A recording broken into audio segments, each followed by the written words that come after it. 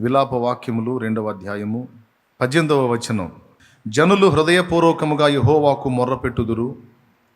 సియోను కుమారి ప్రాకారమా, నదీ ప్రవాహము వలె దీవారాత్రము కన్నీరు పారనిమ్ము. విరామము కలుగనీయకుము, నీ కంటి పాపను విశ్రమింపనీయకుము. నీవు లేచి రేయి మొదటి జామున మొర్రపెట్టుము. నీళ్లు కుమ్మరించినట్లు ప్రభు సన్నిధిని నీ హృదయమును కుమ్మరించుము. నీ పసిపిల్లల ప్రాణము కొరకు నీ చేతులను ఆయన తట్టు ఎత్తుము. ప్రతి వీధి మొగను ఆకలిగొని వారు మూర్ఛిల్లుచున్నారు. నీవు ఎవని ఎడల ఈ ప్రకారము చేసితివో యెహోవా దృష్టించి చూడుము. చదువుకున్న ఈ వాక్య భాగంలో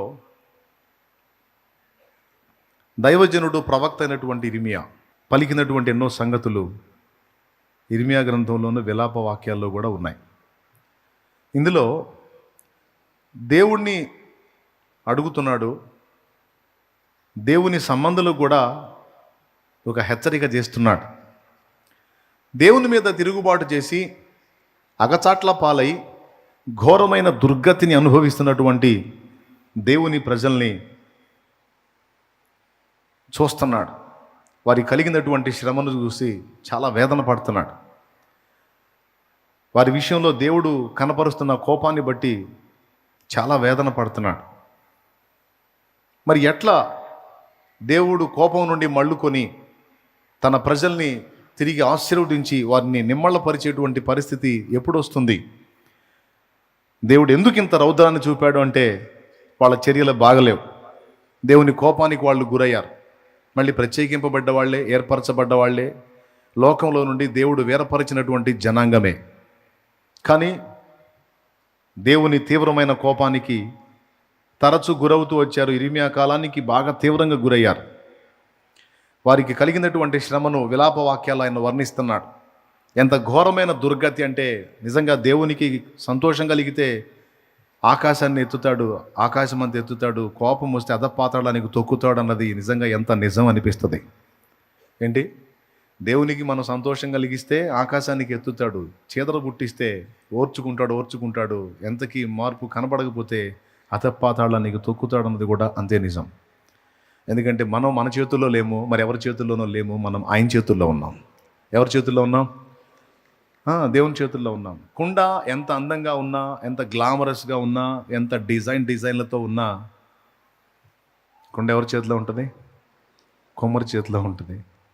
నేను చాలా అందమైన కుండని, నా మీద ఎంత నక్షీ పని చేశారో అని కుండ ఎన్ని మెలికలు తిరిగినా కుమ్మరికి చిరాకు వచ్చిందంటే ఒక్క తన్నుదంతే అది ఎన్ని ఒక్కలైద్దో కూడా మనకు తెలియదు, ఎన్ని చెక్కలైద్దో మనకు తెలియదు. సో ఆయన పరమ కుమ్మరి. మనం ఆయన సారె మీద చేసినటువంటి చేతి పని అయినటువంటి మట్టి పాత్రలం, మట్టి ఘటాలం. ఘటం అంటే కుండ, వట్టి ఘటాలం. ఇక్కడ వీళ్ళ గతిని చూసినప్పుడు సింపుల్గా ఒక మాటలో చెప్పాలంటే, స్తన్యమిచ్చి పాలిచ్చి పెంచినటువంటి తల్లి తన బిడ్డను ఆకలికి తాళలేక తినేసినంత కరువు అంటే ఎంత దుర్భరమో ఊహించండి. తల్లులు పిల్లల్ని వండుకు తిన్న దుర్ఘటన, దాన్ని ఆ ఒక్క మాట చాలు మీకు.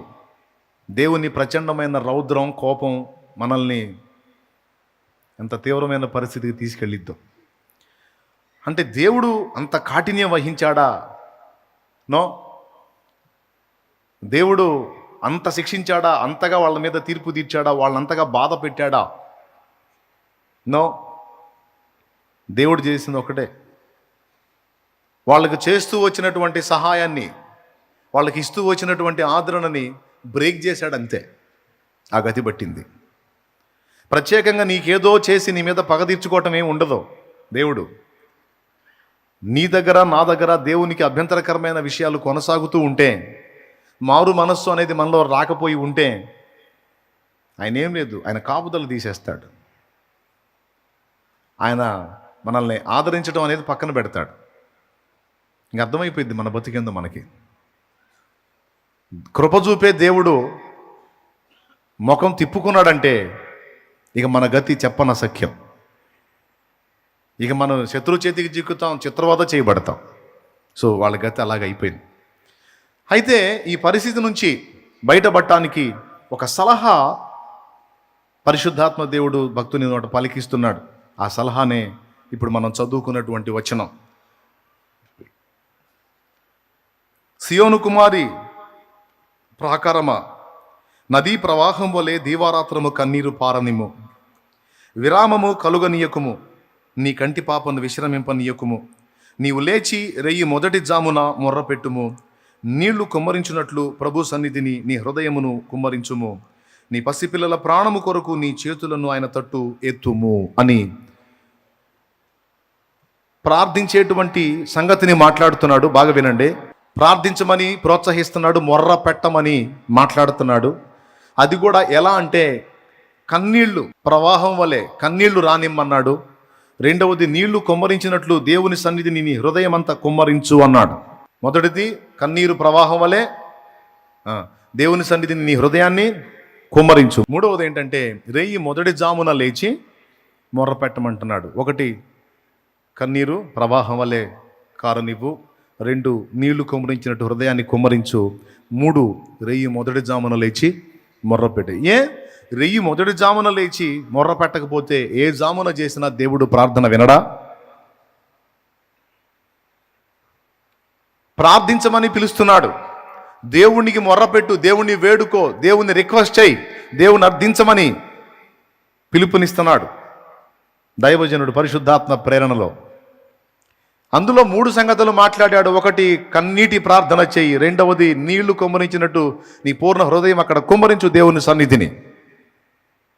మూడవది రెయ్యి మొదటి జామున లేచి మొర్రపెట్టు అన్నాడు. పర్టికులర్ టైం చెప్తున్నాడు. ఒక ప్రత్యేకమైన సమయాన్ని చెప్తున్నావు. ఆ సమయంలో ప్రార్థన చేస్తేనే దేవుడు వింటాడా? మరో సమయంలో చేస్తే వినడా? వింటాడు. ఎప్పుడు చేసినా వింటాడు. ప్రార్థన ఎలా చేసినా వింటాడు. ఎందుకంటే మనం ప్రార్థించాలని ఆయన కోరుతున్నాడు, మనం ఆయనతో మాట్లాడాలి, మనం ఆయనతో వ్యవహరించాలని ఆయన ఇష్టపడుతున్నాడు. కాబట్టి ఇబ్బంది లేదు. అయితే ఏ ప్రార్థనైనా దేవుడు వింటాడు, కానీ రెండు ప్రార్థనలకు ప్రత్యేకమైన విలువనిస్తాడు. రెండు ప్రార్థనలకు ప్రత్యేకమైన విలువనిస్తాడు. ఏమిటి ఆ రెండు ప్రార్థనలు అంటే, ఒకటి జాగారముతో మనం చేసేటువంటి ప్రార్థన. దినమంతా వెట్టి చాకిరి చేసినటువంటి మనిషికి, పగలు పనిచేసిన మనిషికి సాయంత్రానికి నిద్ర అవసరం, శరీరానికి విశ్రాంతి అవసరం. ఆయన ఏర్పాటు చేశాడు. 24 గంటలు సూర్యుడు ఉండేవాడే. 24 గంటలు మనం పనిచేస్తామని తెలుసు, అలా చేసి పెందలాడిపోతామని తెలుసు. అందుకే సగం పగలు సగం రాత్రి. దేవునికి స్తోత్రం. ఎందుకంటే మట్టి దేహాలు కదా. మహిమ శరీరం వచ్చినప్పుడు ఇక రాత్రితో పని లేదు. ఇక ఎప్పుడు పగలున్నా ఇబ్బంది లేదు, ఎందుకంటే గ్లోరియస్ బాడీస్ కాబట్టి ప్రాబ్లం ఉండదు, మహిమ శరీరాలు కాబట్టి. ఇప్పుడు మట్టి దేహాలు కాబట్టి కొన్ని గంటలు వర్క్ చేసినాయి అంటే కొన్ని గంటలు రెస్ట్లోకి వెళ్ళాలి. సో శరీరం విశ్రాంతి పొంది మళ్ళా రేపటికి పని చేయడానికి రెడీ కావాలి అంటే ఈరోజు విశ్రాంతి పొందాలి. అవునా కాదా? రైట్. ఒకవేళ ఈరోజు కూడా మనం విశ్రాంతి తీసుకోకుండా మేల్కొనే ఉంటే రేపటికి బడలికకు గురవుతాం, బలహీనతకు గురవుతాం, శక్తి సరిపోదు. అయినా సరే ఒక వ్యక్తి నిద్ర మానుకొని, నిద్ర మేల్కొని, నాకు ఇప్పుడు నిద్ర కాదు, నా శరీరానికి విశ్రాంతి కాదు, నా హృదయానికి ఆవేదన ఉంది, నాకు ఇప్పుడు నిద్ర రాదు, నిద్ర పట్టదు, నా పరిస్థితి బాగలేదు, కాబట్టి ఇప్పుడు నాకు నిద్ర అవసరత కాదు, లేకపోతే మరింకేదో కాదు, నాకు ఇప్పుడు దేవుడు అవసరం. హల్లెలూయా. రెండవది ఉపవాసించి ప్రార్థించటం. ఆహారం మానుకొని మనం దేవుని పాదాల చెంత, తిండి మానుకొని మనం దేవునికి మొర్ర పెట్టడం త్యాగంతో కూడిన పని. నిద్ర మానుకొని దేవుని సన్నిధిని కనిపెట్టడం త్యాగంతో కూడిన పని. మరి మన శరీరం జీవించాలి అంటే, ఏ రోజుకు ఆ రోజు శక్తి పొంది పని చేయాలి అంటే రోజుకు కనీసం 3 మారు ఆహారం అవసరం. ఆ ఆహారం తిని దానివల్ల వచ్చేటువంటి శక్తితో మనం పని చేస్తాం. ఒకవేళ ఆహారం తినకపోతే శక్తి ఉండదు, నీరసించిపోతాం. అయినా సరే నేను బ్రతకాలి, మనుగడ సాగించాలంటే నాకు తిండి అవసరం. కానీ ఇప్పుడు తిండి మీద కూడా నాకు ఆసక్తి లేదు, నాకు నిద్ర మీద ఆసక్తి లేదు, తిండి మీద ఆసక్తి లేదు. వాటి అవసరత నా శరీరం జీవించడానికి ఉంది, కానీ ప్రస్తుతానికి నేను వాటి గురించి ఆలోచించే పరిస్థితుల్లో లేను. ఎందుకంటే నా కండిషన్ అలా ఉంది, నాకున్న ఒత్తిడి అలా ఉంది, నాకున్న ఆవేదన అలా ఉంది కనుక నాకు ఇప్పుడు ఇవేవి కాదు, నాకు దేవుడు అవసరం అని మనం చెప్పకనే చెప్తున్నాం. ఒక 7 సంగతులు మీకు అందిస్తాను ప్రభు చిత్తమైతే. ఈ 7 సంగతులు ప్రార్థనల గురించి మీకు జీవితకాలం ఉపయోగపడేటువంటి పాఠాలు, దేవుడు నాతో మాట్లాడిన విషయాలు, నేను నేర్చుకున్న సంగతులు మీకు అందిస్తాను. మొట్టమొదటిది, ప్రార్థన అనే మాటకి ఎంతోమంది ఎన్నో రకాల నిర్వచనాలు చెప్పారు. ప్రార్థన అనే మాటకి ఎంతోమంది ఎన్నో రకాల నిర్వచనాలు చెప్పారు. నేను కూడా చాలా విషయాలు చెప్పాను. కానీ ప్రార్థనకి ఒక ప్రత్యేకమైన నిర్వచనం మీకు అందరికీ తెలిసినా మళ్ళీ ఒకసారి స్పష్టంగా అందిస్తాను. మనం దేవుని మీద ఆధారపడుతున్నాం అన్న మాటని ప్రాక్టికల్గా చూపించటమే ప్రార్థన, అభ్యాసముతో వ్యక్తపరచడమే ప్రార్థన. ప్రార్థన చేసేవాడు, ప్రార్థన చేసే తల్లి, ప్రార్థన చేసే తమ్ముడు, అన్న, అక్క ఎవరైనా కావచ్చు, వాళ్ళు తాము ప్రాక్టికల్గా అభ్యాసపూర్వకంగా ఒక సాక్ష్యాన్ని ఇస్తున్నారు. ఏంటంటే, నేను నా ప్రతి సంగతికి నా మీదనో సాటి మనుషుల మీదనో నేను ఆధారపడట్లేదు, నా సృష్టికర్త అయిన దేవుని మీద నేను ఆధారపడుతున్నాను. ఈ ఆధారపడడాన్ని మనం సాధన చేసేటువంటి ప్రక్రియ ప్రార్థన. సహజంగా మానవుడు కోరుకున్నది ఏంటో తెలుసా? ప్రారంభంలో దేవుడు కోరుకున్నది ఏంటో, మానవుడు కోరుకున్నది ఏంటో చెప్తా. దేవుడు ఏం కోరుకున్నాడంటే, మనుషుల్ని చేశాడు, వాళ్ళకి స్వేచ్ఛనిచ్చాడు, వాళ్ళు స్వతంత్రంగా బ్రతకొచ్చు, లేదా వాళ్ళకి దేవుడిచ్చిన స్వాతంత్ర్యాన్ని తెచ్చి దేవుని చేతికి అప్పచెప్పి దేవుని అదుపాజ్ఞల్లో బ్రతకొచ్చు. దేవుడు ఏం ఆశించాడంటే, నేను వాళ్ళకి స్వేచ్ఛనిస్తాను, వాళ్ళు నన్ను కోరుకుంటారు, నా నడిపింపులో నా మీద ఆధారపడి బ్రతుకుటలో వాళ్ళకి క్షేమం ఉంది, వాళ్ళకి నేను స్వేచ్ఛనిస్తాను, వాళ్ళు నా మీద ఆధారపడి బ్రతికితే బాగుండు అని ఆశించాడు. అంటే మొదట సృష్టించబడిన మనుషులు తన మీద ఆధారపడాలని దేవుడు ఆశించాడు. కానీ మనిషి ఏం ఆశించాడో తెలుసా? నేను ఒకరి మీద ఆధారపడకూడదు, నాకంటూ ఓన్గా అన్నీ కావాలి అనుకున్నాడు. అది బ్లండర్ మిస్టేక్, అతిపెద్ద ప్రమాదకరమైన పొరపాటు. దేవుడేం ఆశించాడు? మనిషి తన మీద ఆధారపడాలని దేవుడు కోరుకున్నాడు. కానీ మానవుడు ఏం ఆశించాడు? తనకంటూ సొంతంగా ఉండాలి అని కోరుకున్నాడు. ఈరోజు కూడా తల్లిదండ్రులు పిల్లలకి చెప్తున్నప్పుడు సహజంగా పిల్లలు తల్లిదండ్రుల మాట వినాలి, వింటారు, వింటే బాగుపడతారు, వింటే బాగుండని తల్లిదండ్రులు కోరుకుంటారు. తల్లిదండ్రులు చెప్తారు కూడా, ఒరే బాబు, నీకు కీడు కోరతానా మేలు కోరతానా? మేలే కోరతానా తెలిసినప్పుడు మరి నా మాట వినవేమిరా? నా మాట వినవేమమ్మా, మీరు నా మాట వినండి, లేదా మీరు మా మాట వినండి, అది మీకు క్షేమం అని తల్లిదండ్రులు చెప్తారు. కానీ పిల్లలు చాలామంది ఒక డైలాగ్ వాడతారు. ఏంటో తెలుసా? పద్దాకల ప్రతిదానికి మీరు మీరు మీరని మేము మీ మీద డిపెండ్ అయితే ఇక ఎట్లా ఉంది ఇది? ఎట్లా ఉంటుంది ఇది? ఇక మాకంటూ సొంత ఇష్టాలు, ఆశలు, ఆలోచనలు, కోరికలు ఏమి ఉండవా? ప్రతిదానికి మీకు చెప్పాలి, మీరు చెప్పినట్టు చేయాలి, మీరు చెప్పినట్టు వినాలి. ఏంటి ఇది? ఇది ఒక నియంతృత్వం లాగా ఉంది, కానీ ఇది ఏమన్నా ఉందా? మాకంటూ సొంత ఆశలు, అభిలాషలు, మాకంటూ ఇష్టాలు ఉండవా అని తల్లిదండ్రులకు రిటర్న్ కౌన్సిలింగ్ చేస్తూ ఉంటారు పిల్లలు. కానీ వాళ్ళని స్వేచ్ఛకు వదిలేస్తే వాళ్ళు ఏ గతి పడతారో తల్లిదండ్రులకు తెలుసు. ఎందుకంటే వాళ్ళు అనుభవ జ్ఞానం పొందినోళ్ళు, పెద్దోళ్ళు. ఏం జ్ఞానం? అనుభవ జ్ఞానం పొందినోళ్ళు. అంటే ఎలాంటి సిచ్యువేషన్లు, ఎలాంటి పరిస్థితుల్లో ఎలాంటి ఇబ్బందులు ఎదురవుతాయో, జీవితంలో ఏ ఘట్టంలో ఎలాంటి పరిస్థితులు ఫేస్ చేయాల్సి వచ్చిందో వాళ్ళు ఆల్రెడీ అనుభవించి ఉంటారు. అందుకే ముందుగా వాళ్ళు మాట్లాడుతూ ఉంటారు. అది పిల్లలకి ఇబ్బందికరంగా ఉంటుంది, సుత్తిలాగా, సోదిలాగా ఉంటుంది, నసలాగా ఉంటుంది. అబ్బా, మొదలుపెట్టింది అనుకుంటారు. కానీ ఎంత ఇబ్బంది పడుతున్నా సరే తల్లిదండ్రి మాత్రం ఒకటే ఆశిస్తారు, పిల్లలు తమ మాట వినాలి, తమ మీద డిపెండ్ అవ్వాలి, తమ ఐడియాలజీని అనుసరించి వారు బ్రతికితే వాళ్ళకి క్షేమం అని వీళ్ళు అనుకుంటారు. కానీ పిల్లలు ఏమనుకుంటారు? తమకంటూ ఒక సొంత ప్రపంచాన్ని నిర్మించుకుంటారు. తల్లిదండ్రులు కొంచెం గట్టిగా కానీ ఈ విషయంలో పట్టుబడితే, సరేలే తగలబడతాను, అన్నీ నువ్వు చెప్పినట్టే చేస్తాను, అని మాట్లాడి ఇక వాళ్ళకంటూ ఒక రహస్య ప్రపంచాన్ని ఏర్పరచుకుంటారు. తర్వాత వాళ్ళు దెబ్బతింటాం అనేది మనం చాలామంది జీవితాల్లో చూసాం. హల్లెలూయా. తల్లిదండ్రులు అంటారు, మీకు ఒక ఏజ్ ఉంటుంది, ఒక దశ ఉంటుంది, ఆ ఏజ్ వచ్చిన దాకా దయచేసి మా సలహాను పాటించండి.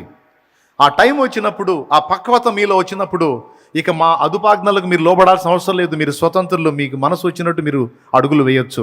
ఆ పక్వత మీలోకి వచ్చిన దాకా కొంచెం వెయిట్ చేయండి అని పాపం బతిలాడుతూ ఉంటారు. ఏం చేద్దాం, కొంతమంది పిల్లలు వాటిని పట్టించుకోని కారణం చేత ఆవేశంతో అడుగులు వేసి మూతి పగలు కొట్టుకుని ఆ తర్వాత అదే తల్లిదండ్రిని మళ్ళీ పీడిస్తారు. ఏం చేద్దాం, వాళ్ళకి ఇచ్చినటువంటి స్వేచ్ఛను, వాళ్ళ మీద కలిగి ఉన్న ప్రేమను బట్టి ఈ తల్లిదండ్రులకు మళ్ళీ బాధలు, మళ్ళీ వాళ్ళు తెచ్చుకున్న దరిద్రాన్ని మళ్ళీ వీళ్ళు మొయ్యక, వాళ్ళు తగిలించుకున్న ఉచ్చులను మళ్ళీ వీళ్ళు కష్టపడి అవసరమైతే వీళ్ళ బతుకుల్ని త్యాగం చేసినా వాటిని తొలగించక తప్పదు. అంటే ఆదాం హవ్వల విషయంలో దేవుడు అంతే చేశాడు. అందుకని చెప్తున్నాను నేను. సో దేవుడు ఏం ఆశించాడు చెప్పండి? మనుషుడు తన మీద ఆధారపడాలి, అది వానికి క్షేమమని కోరుకున్నాడు ఒక తండ్రిగా. కానీ మానవుడేమో అనుకున్నాడు, ముఖ్యంగా హవ్వ, సర్పములో సాతాను ప్రవేశించి హవ్వను శోధించినప్పుడు వాడు ఏ పాయింట్లో శోధించాడో తెలుసా? అతని మీద నువ్వు ఆధారపడేదేంటి? అది ఆ పండు తింటే నీవు ఒక స్వతంత్రమైనటువంటి వ్యక్తివి అవుతావు, నువ్వు కూడా ఆయన వంటి దానవవుతావు, నీ భర్త కూడా దేవుని వంటి వాడు అవుతాడు, మీరు దేవతల వలె ఉందురు, మీ కళ్ళు తెరవబడతాయి, మీకు సొంత జ్ఞానం వచ్చేస్తుంది. ఇక ప్రతిదానికి దేవుడు దేవుడు దేవుడు అనాల్సిన అవసరం లేదు. ఓన్ లైఫ్, స్వతంత్ర జీవితం, సొంత జీవితం సూపర్గా ఉంటుంది అన్నాడు. సో అక్కడ మనస్సు ఎటు లాగిందో మీకు తెలుసు, మనిషి బుద్ధి ఎటు మారిందో తెలుసు. దేవుని మీద ఆధారపడటం అనేది ఇష్టం లేదన్నది అక్కడ వ్యక్తమైంది. తమంతట తాము సొంత జ్ఞానులు అయి ఉండాలి, సొంతంగా తమ లైఫ్ని తాము డిజైన్ చేసుకోవాలనే ఆలోచన మొదటి ఇద్దరిలో వ్యక్తమైంది. తర్వాత అదే బ్లడ్ పంచుకొని పుట్టిన మనందరికీ ఆ జాడ్యం అంటింది. పారంపర్యంగా ఆస్తులు కలిసి వచ్చినట్టు, పారంపర్యంగా రోగాలు వచ్చినట్టు, పారంపర్యంగా ఈ స్వతంత్ర జీవితం, ఓన్ లైఫ్, సొంత జీవితం, నా ఇష్టం అనే నైజం అందరికీ వచ్చింది. ఎంతమంది ఒప్పుకుంటారు? రైట్. ఇప్పుడు యేసు ప్రభుని గుర్తెరగక ముందు మనం ఆ మెట్లో ఉన్నాం. ఎవరన్నా కదిలిస్తే నా ఇష్టం ఏంది అంటాం. ఆఖరికి ఇంట్లో వాళ్ళు కదిలిస్తే నా ఇష్టం ఏంది, కాదురా ఏం నీ ఇష్టం నీ ఇష్టం అంటే ఇక మరి మేము ఉంటే ఏం చేస్తారు? చేయండి, నా ఇష్టం అంతే. ఆడపిల్లలు కూడా అంతే, నా ఇష్టం. ఫ్యామిలీలో ఇక అందరూ డైలాగ్ ఇదే తెలుసు కదా. కొంతమంది భార్యలు భర్త, అమ్మాయి ఇది కరెక్ట్ కాదు, నా ఇష్టం, ఇష్టమైతే ఉంటా లేదా వెళ్ళిపోతా, అట్లా అంతే నా ఇష్టం. ఒక్కొక్క భర్తకు భార్య చెప్పబోయింది, ఏమయ్యా అట్లా కరెక్ట్ కాదేమంటే, అదే నా ఇష్టం, ఇస్తా ఒకటే అంటాడు. ఇది ఇంకా దారుణంగా ఉంటుంది అని తెలుసు కదా. ఈ నా ఇష్టం అనే డైలాగ్ అందరి నోట్లో ఉంటుంది కదా. పబ్లిక్లో అదే డైలాగ్, హౌస్లో అదే డైలాగ్. ఇలాంటి అలవాట్లలో పెరిగాం. ఎప్పుడైతే యేసు ప్రభులోనికి వచ్చామో, యేసు ప్రభుని తెలుసుకున్నామో, మనకు ఒకటి స్పష్టంగా అర్థమైంది. ఏమర్థం తెలుసా? మన సొంతంగా మనం అన్నీ రీచ్ అవ్వలేము, ముఖ్యంగా పరలోకాన్ని చేరలేము. మనమంటూ దేవుని రాజ్యానికి చేరాలంటే మనకు ఒక వ్యక్తి అవసరం అన్న సంగతి మనకు అర్థమైంది. మనకు ఒక పర్సన్ అవసరం. ఇప్పుడు మనందరం నిత్య జీవార్థమై ఆయన ఆశ్రయించాం. అవునా? ఎవరిని ఆశ్రయించాం? యేసుక్రీస్తుని ఆశ్రయించాం. ఎవరి కోసం ఆశ్రయించాం? మన కోసం. ఏం ఆశించి ఆశ్రయించాం? యుగయుగాలు సృష్టికర్త అయిన దేవునితో ఉండాలని ఆశించి డైరెక్ట్గా మరి అక్కడికి పోవటానికి మనకు లైసెన్సులు లేవుగా, అంతా తేడానే. కాబట్టి ఇప్పుడు ఆయన మన పాపముల కొరకు, మన అతిక్రమముల నిమిత్తం గాయపరచబడి శ్రమ నొంది మనకు విమోచన ఇచ్చాడు కనుక ఇప్పుడు ఆయనను పట్టుకొని మనం వెళ్ళొచ్చు. సో ఇప్పుడు మనకు ఒక వ్యక్తి అవసరమయ్యాడు అన్నది క్రీస్తులో మనకు అర్థమైంది. అవునా? ప్రభులో మనకు అర్థమైంది. దాంతోపాటు ఇంకొకటి కూడా అర్థమైంది. పరలోకంలోనికి చేరడానికి, నరకాగ్ని తప్పించుకోవడానికి, దేవునితో యుగయుగాల జీవితానికి మాత్రమే కాదు, ఈ భూమి మీద జీవించిన జీవిత కాలంలో మన శరీరానికి కానీ ఆత్మకు కానీ ఏర్పడేటువంటి సమస్యలకు పరిష్కారం కూడా దేవుని దగ్గరే ఉంది. అన్నిటికీ మనం దేవుని మీదే ఆధారపడాలి. Praise the Lord. సో ఒక వ్యక్తి మీద ఆధారపడి బ్రతకడం అనేది భూమి మీదనే మనకు శిక్షణము, ట్రైనింగ్ పొందడం లాంటిది, అభ్యాసం చేసుకోవడం లాంటిదే ప్రార్థన. ఎందుకంటే వినండి, ఈరోజు ఇంతమంది ఉన్నాం, మనకి బోల్డ్ అంతమంది ఫ్యామిలీ మెంబర్స్ ఉన్నారు, కుటుంబ సభ్యులు. కొన్ని కుటుంబాల్లో 6 ఉన్నారు, 7 ఉన్నారు, 8 మంది ఉన్నారు, 4 ఉన్నారు. కొన్ని ఫ్యామిలీస్లో పెద్ద కుటుంబాలు ఉన్నాయి, చిన్న కుటుంబాలు ఉన్నాయి. కొన్ని కుటుంబాలకు 20-30 మంది కూడా ఉన్నారు. అయితే ఒక్క మాట గుర్తుపెట్టుకుని, నువ్వు స్త్రీవైనా పురుషుడివైనా, ఎంతమంది ఉన్నా, ఎన్ని అనుబంధాలు ఉన్నా, ఒక రోజు వస్తుంది, ఆ రోజు నువ్వు సింగిల్గానే ప్రయాణం అవ్వాల్సి ఉంటుంది. నీకు భయమైనా తప్పదు, నీకు వేదనైనా తప్పదు, నీకు ఇష్టం లేకపోయినా తప్పదు. నీ వారిని నువ్వు విడవాల్సిన రోజు ఒక రోజు ఉంటుంది. నువ్వు సింగిల్గా నిలబడిపోయే రోజు ఒక రోజు వస్తుంది. అంటే భూమి మీద అందరూ విడిపోయి నేను సింగిల్గా బ్రతుకుతానా అని కాదు, పోయేటప్పుడు వస్తుంది ఆ రోజు. యాత్ర ముగించి పోవునప్పుడు నీతో ఎవ్వడు రాడు. ఏ స్త్రీ రాదు, ఏ పురుషుడు రారు. నువ్వు కన్నవారు రారు, కట్టుకున్నోళ్ళు రారు, నిన్ను కన్నోళ్ళు కూడా రారు. సింగిల్ పర్సన్ నువ్వు, అంతే. ఇది ఒక నగ్న సత్యం. ఇప్పుడు బాగా లోకపు మత్తులో ఉన్న వాళ్ళకి ఇదంతగా నప్పదు, కానీ నిజం ఇది. ఎంతమంది ఒప్పుకుంటారు? 100%, 100% నిజం. ఏనాటికైనా నీకు ఒంటరితనం తప్పదు. ఈరోజు నీ చుట్టూ డజన మంది ఉండొచ్చు, ఒకరోజు వచ్చింది నువ్వు ఒక్కతవే ఉంటావు, నువ్వు ఒక్కడివే ఉంటావు. ఆనాడు నీ పక్కన నిలబడేది ఏ నరుడు కాదు కానీ యేసయ్య ఒక్కడే. ఎవరు? యేసయ్య ఒక్కడే. ఈ లోకాన్ని నువ్వు వదిలిపెట్టిన తర్వాత నీ ప్రక్కకు చేరతాడు యేసయ్య. చేరిన తర్వాత ఎంతకాలం నీతో ఉంటాడంటే, ఇక అంతము లేని రాజ్యంలో యుగయుగాలు ఆయన నీతోనే ఉంటాడు. ఆయన నీ నుంచి విడిపోడు. అది ఎప్పుడో చచ్చిపోయాక చూద్దాంలే అని మీరు అంటారేమో. భూమి మీద బతికుండగానే ఆయన కంటికి మరుగై, మన కళ్ళకి ఆయన మరుగై ఉండగానే మనం ఆయనతో సహవాసం చేయటం, ఆయనతో మాట్లాడటం, ఆయనతో సంభాషించటం, ఆయన మీద డిపెండ్ అయి నడవటం అనేది అభ్యాసం చేయడాన్నే ప్రార్థన అన్నారు. దేవునికి స్తోత్రం. ప్రార్థన చేసేవాడు, ప్రార్థనకు ఆసక్తి చూపేవాడు, ప్రార్థన ఎడల తృష్ణ కలిగిన వాడు, దేవుని మీద నేను ఆధారపడటం నేర్చుకుంటున్నాను, దేవుని మీద ఆధారపడి బ్రతకడాన్ని నేను సాధన చేస్తున్నాను. ఎందుకంటే ఏ విషయంలో కూడా నా అంతటా నేను అన్ని డీల్ చేసుకోలేను. ఒకప్పుడు నేను నా ఇష్టమని కోరుకొని దరిద్రాన్ని తెచ్చిపెట్టారు మానవులు, ఆది మానవులు ఇద్దరు. అయితే ఇప్పుడు నేను కాదు, నా ఇష్టం కాదు, నా సమస్తము ఆయన మీద ఆధారపడి ఆయన ఇష్ట ప్రకారం బ్రతకడానికి నన్ను నేను అప్పగించుకోవడాన్ని సాధన చేస్తున్నాను. అందులో మొదటి అడుగు ప్రార్థన.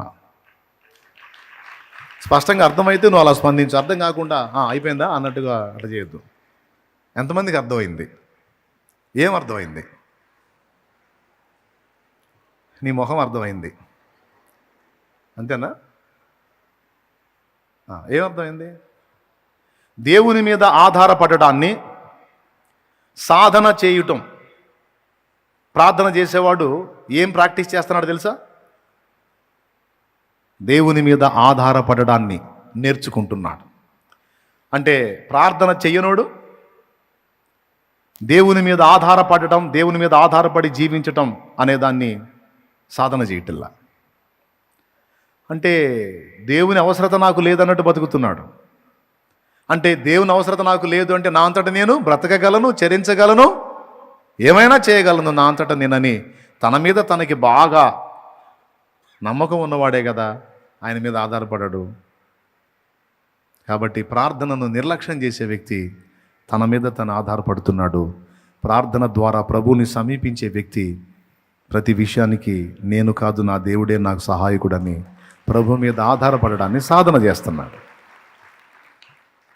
ఓకే, పాయింట్ నెంబర్ 1 మీకు తెలియజేయాలనుకున్నాను నేను ఈ విషయాలన్నిటినీ. రెండో సంగతి ఏం చెప్పాను? మొదటి సంగతే రెండో సంగతి అయింది. ఇప్పుడు ప్రార్థన చేసేటువంటి వ్యక్తి సహజంగా నిద్రపోయి ఆహారం తిని ప్రార్థన చేయటం మామూలు విషయమే. కానీ తిండి నిద్ర కూడా మానుకొని, ఈరోజు లోకమంతా హాయిగా నిద్రపోతుంది ఈ టయాన. చలికి మంచిగా ఫుడ్ తిని కాసేపు సెల్ ఫోన్ చూసేవాడు చూసి దుప్పటి ముసుగు దాన్ని వెచ్చగా వండుకొని ఉంటారు నాకు తెలిసి. ఎక్కడోళ్ళు అక్కడ. ఇక్కడికి వచ్చి కూడా కొంతమంది వేసుంటారు, పడకలు వేసుంటారు. ఒకటి బాధి లేపండి ఎవరన్నా అట్లా వండుకొని ఉంటే. ఎందుకు వచ్చావు నిద్రమోహమా? నిద్రపోవటానికి కాదు కదా, లే అని లేపండి. ఎందుకంటే దేవుని ఆశీర్వాదం కోల్పోతారు. పాపం త్యాగం చేద్దామని వచ్చారు, ఆగలేకపోయారు. వచ్చి దేవుడిని పక్కన పెట్టి నిద్రకే సమయం ఇచ్చారు, నిద్రకే విలువనిచ్చారు. కానీ మీరున్నారే ఇంతమంది నిద్రపోలా. మీ హృదయాలు దేవుని కొరకు పరితపిస్తున్నాయి.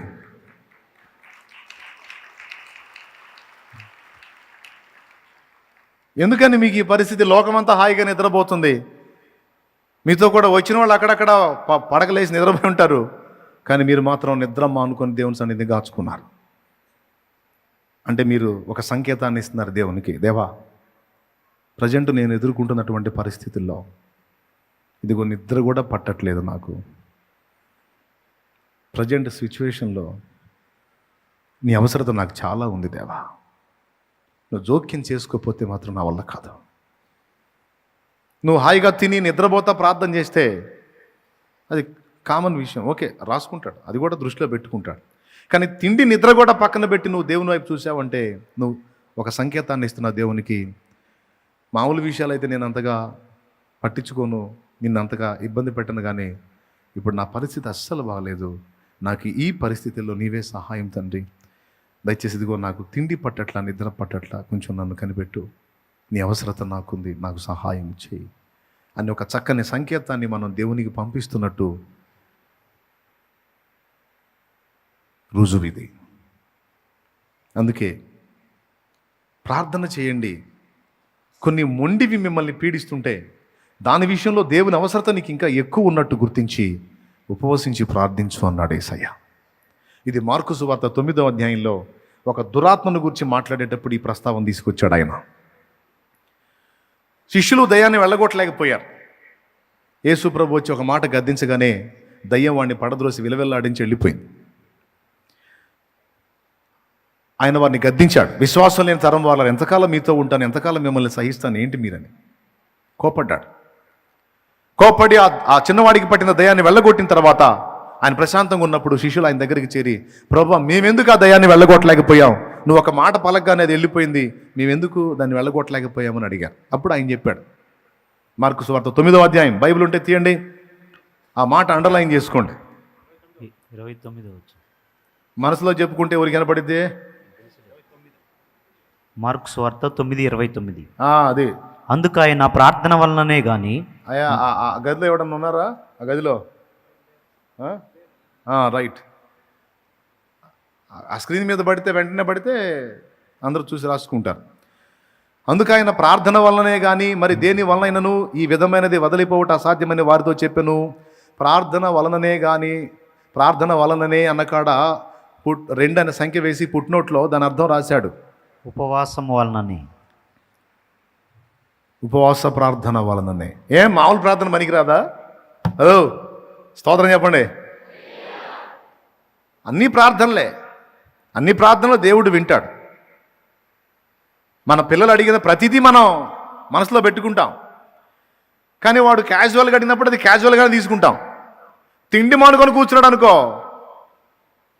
వాడు దాని విషయంలో ఎంత అవసరత కలిగి ఉన్నాడో, ఇప్పుడు అర్జెంటుగా మన సహాయం వాడికి ఎంత అవసరమో మనకు అర్థమైద్ది. ఏమంటే నాకు తెలియక అడుగుతాను, తిండి మానుకొని కూర్చుంటేనే ఆయనకు అర్థమైద్దా? ఆయన దేవుడు కదా, దేవుడు అయినప్పుడు మనం తిండి మానుకొని నిద్ర మానుకొని కూర్చుంటేనే అలా స్పందిస్తాడా? దేవుడు అయినప్పుడు తిండి మానుకున్నా మానుకోపోయినా, నిద్ర మానుకున్నా మానుకోపోయినా మనకు కావాల్సినవి సాయం చేయాలంతే అనేమన్నా నువ్వు అంటావా? అట్లయితే దానికి నా సమాధానం విను. ఆయన దేవుడే, కానీ దేవుడు అన్నమాట ఎంత నిజమో ఆయన మన నాన్న అన్నది కూడా అంతే నిజం. అందరు చెప్పండి, మన నాన్న. ఇప్పుడు మనం కాసేపు, ఎందుకంటే ఇప్పుడు ఆయన మనతో దేవుడిగా వ్యవహరించాలని కోరుకుంటున్నారా, నాన్నగా వ్యవహరించాలని కోరుకుంటున్నారా? మీరేం కోరుకుంటున్నారు? నాన్నగానేనా? ఎంతమంది అలా కోరుకుంటున్నారు? రైట్. ఆయనతో స్నేహం చేయాలని మీరు ఎంతమందికి ఆశ ఉంది? ఆయనతో ఫ్రెండ్షిప్ చేయాలి, ఆయనతో సహవాసం చేయాలని మీరు ఎంతమందికి ఆశ ఉంది? రైట్, సంతోషం. ఇప్పుడు తమ్ముడు ఉన్నాడు, ఫ్రెండ్ అనుకుందాం కాసేపు, మీ ఇద్దరం ఫ్రెండ్స్. ఈయన ఏదన్నా సరే తన పర్సనల్ నాకు చెప్పబోతున్నాడు. నాకేం అన్నీ తెలుసు, అన్నీ తెలిసిన సర్వజ్ఞుడు అనుకుందాం కాసేపు. కాదులే, సర్వజ్ఞుడు అంటే దేవుడు ఒక్కడే, ఆయన ప్లేస్లో కొంచెం, లేకపోతే ఈయన ఊహించుకుంటా, నన్ను ఎందుకులే కానీ నేను సామాన్యుడిగా ఆయనని ఆయన ప్లేస్లో ఊహిస్తా. ఇప్పుడు మీ ఇద్దరం కలిసి సహవాసం చేయాలి. నేను అంటాను, నిన్నటి రోజున జరిగిన ఒక విషయాన్ని ఎంతో చెప్పాలనుకుంటాను. నిన్న ఏం జరిగిందంటే అన్నీ మొదలు పెట్టగానే నిన్న జరిగింది ఏంది, మొన్న జరిగింది కూడా తెలిసింది నాకు అంటాడు. అప్పుడు ఇక నాకు నెక్స్ట్ డైలాగ్ ఉందా, ఉంటుందా? సరే 5 రోజుల క్రితం ఏం జరిగిందంటే అన్నాను అనుకో, 55 రోజుల క్రితం ఏం జరిగిందో కూడా తెలుసు నాకు అంటాడు. అప్పుడు ఇంకా నాకు మళ్ళీ నెక్స్ట్ డైలాగ్ ఉంటుందా? అప్పుడు మా ఇద్దరు స్నేహం కుదిరిద్ది అసలు? పెద్దగా చెప్పండి. ఇక నేను ఏం చెప్పపోయినా సరే ఏడ్చేవాళ్ళని నాకు తెలుసు అంటుంటాడు. ఎందుకంటే ఆయన అన్నీ తెలిసిన సర్వజ్ఞుడు, నేనేమో ఎప్పటికప్పుడు నాకు నిన్నేం జరిగిందో తెలుసు, ఇప్పుడేం జరుగుతుందో తెలుసు, కానీ ఇంకా సేపటికి ఏం జరిగిద్దో కానీ ఆయనకి నిన్న తెలుసు, నేడు తెలుసు, రేపు తెలుసు, మొత్తం కథ క్లైమాక్స్ కూడా తెలుసు. స్తోత్రం.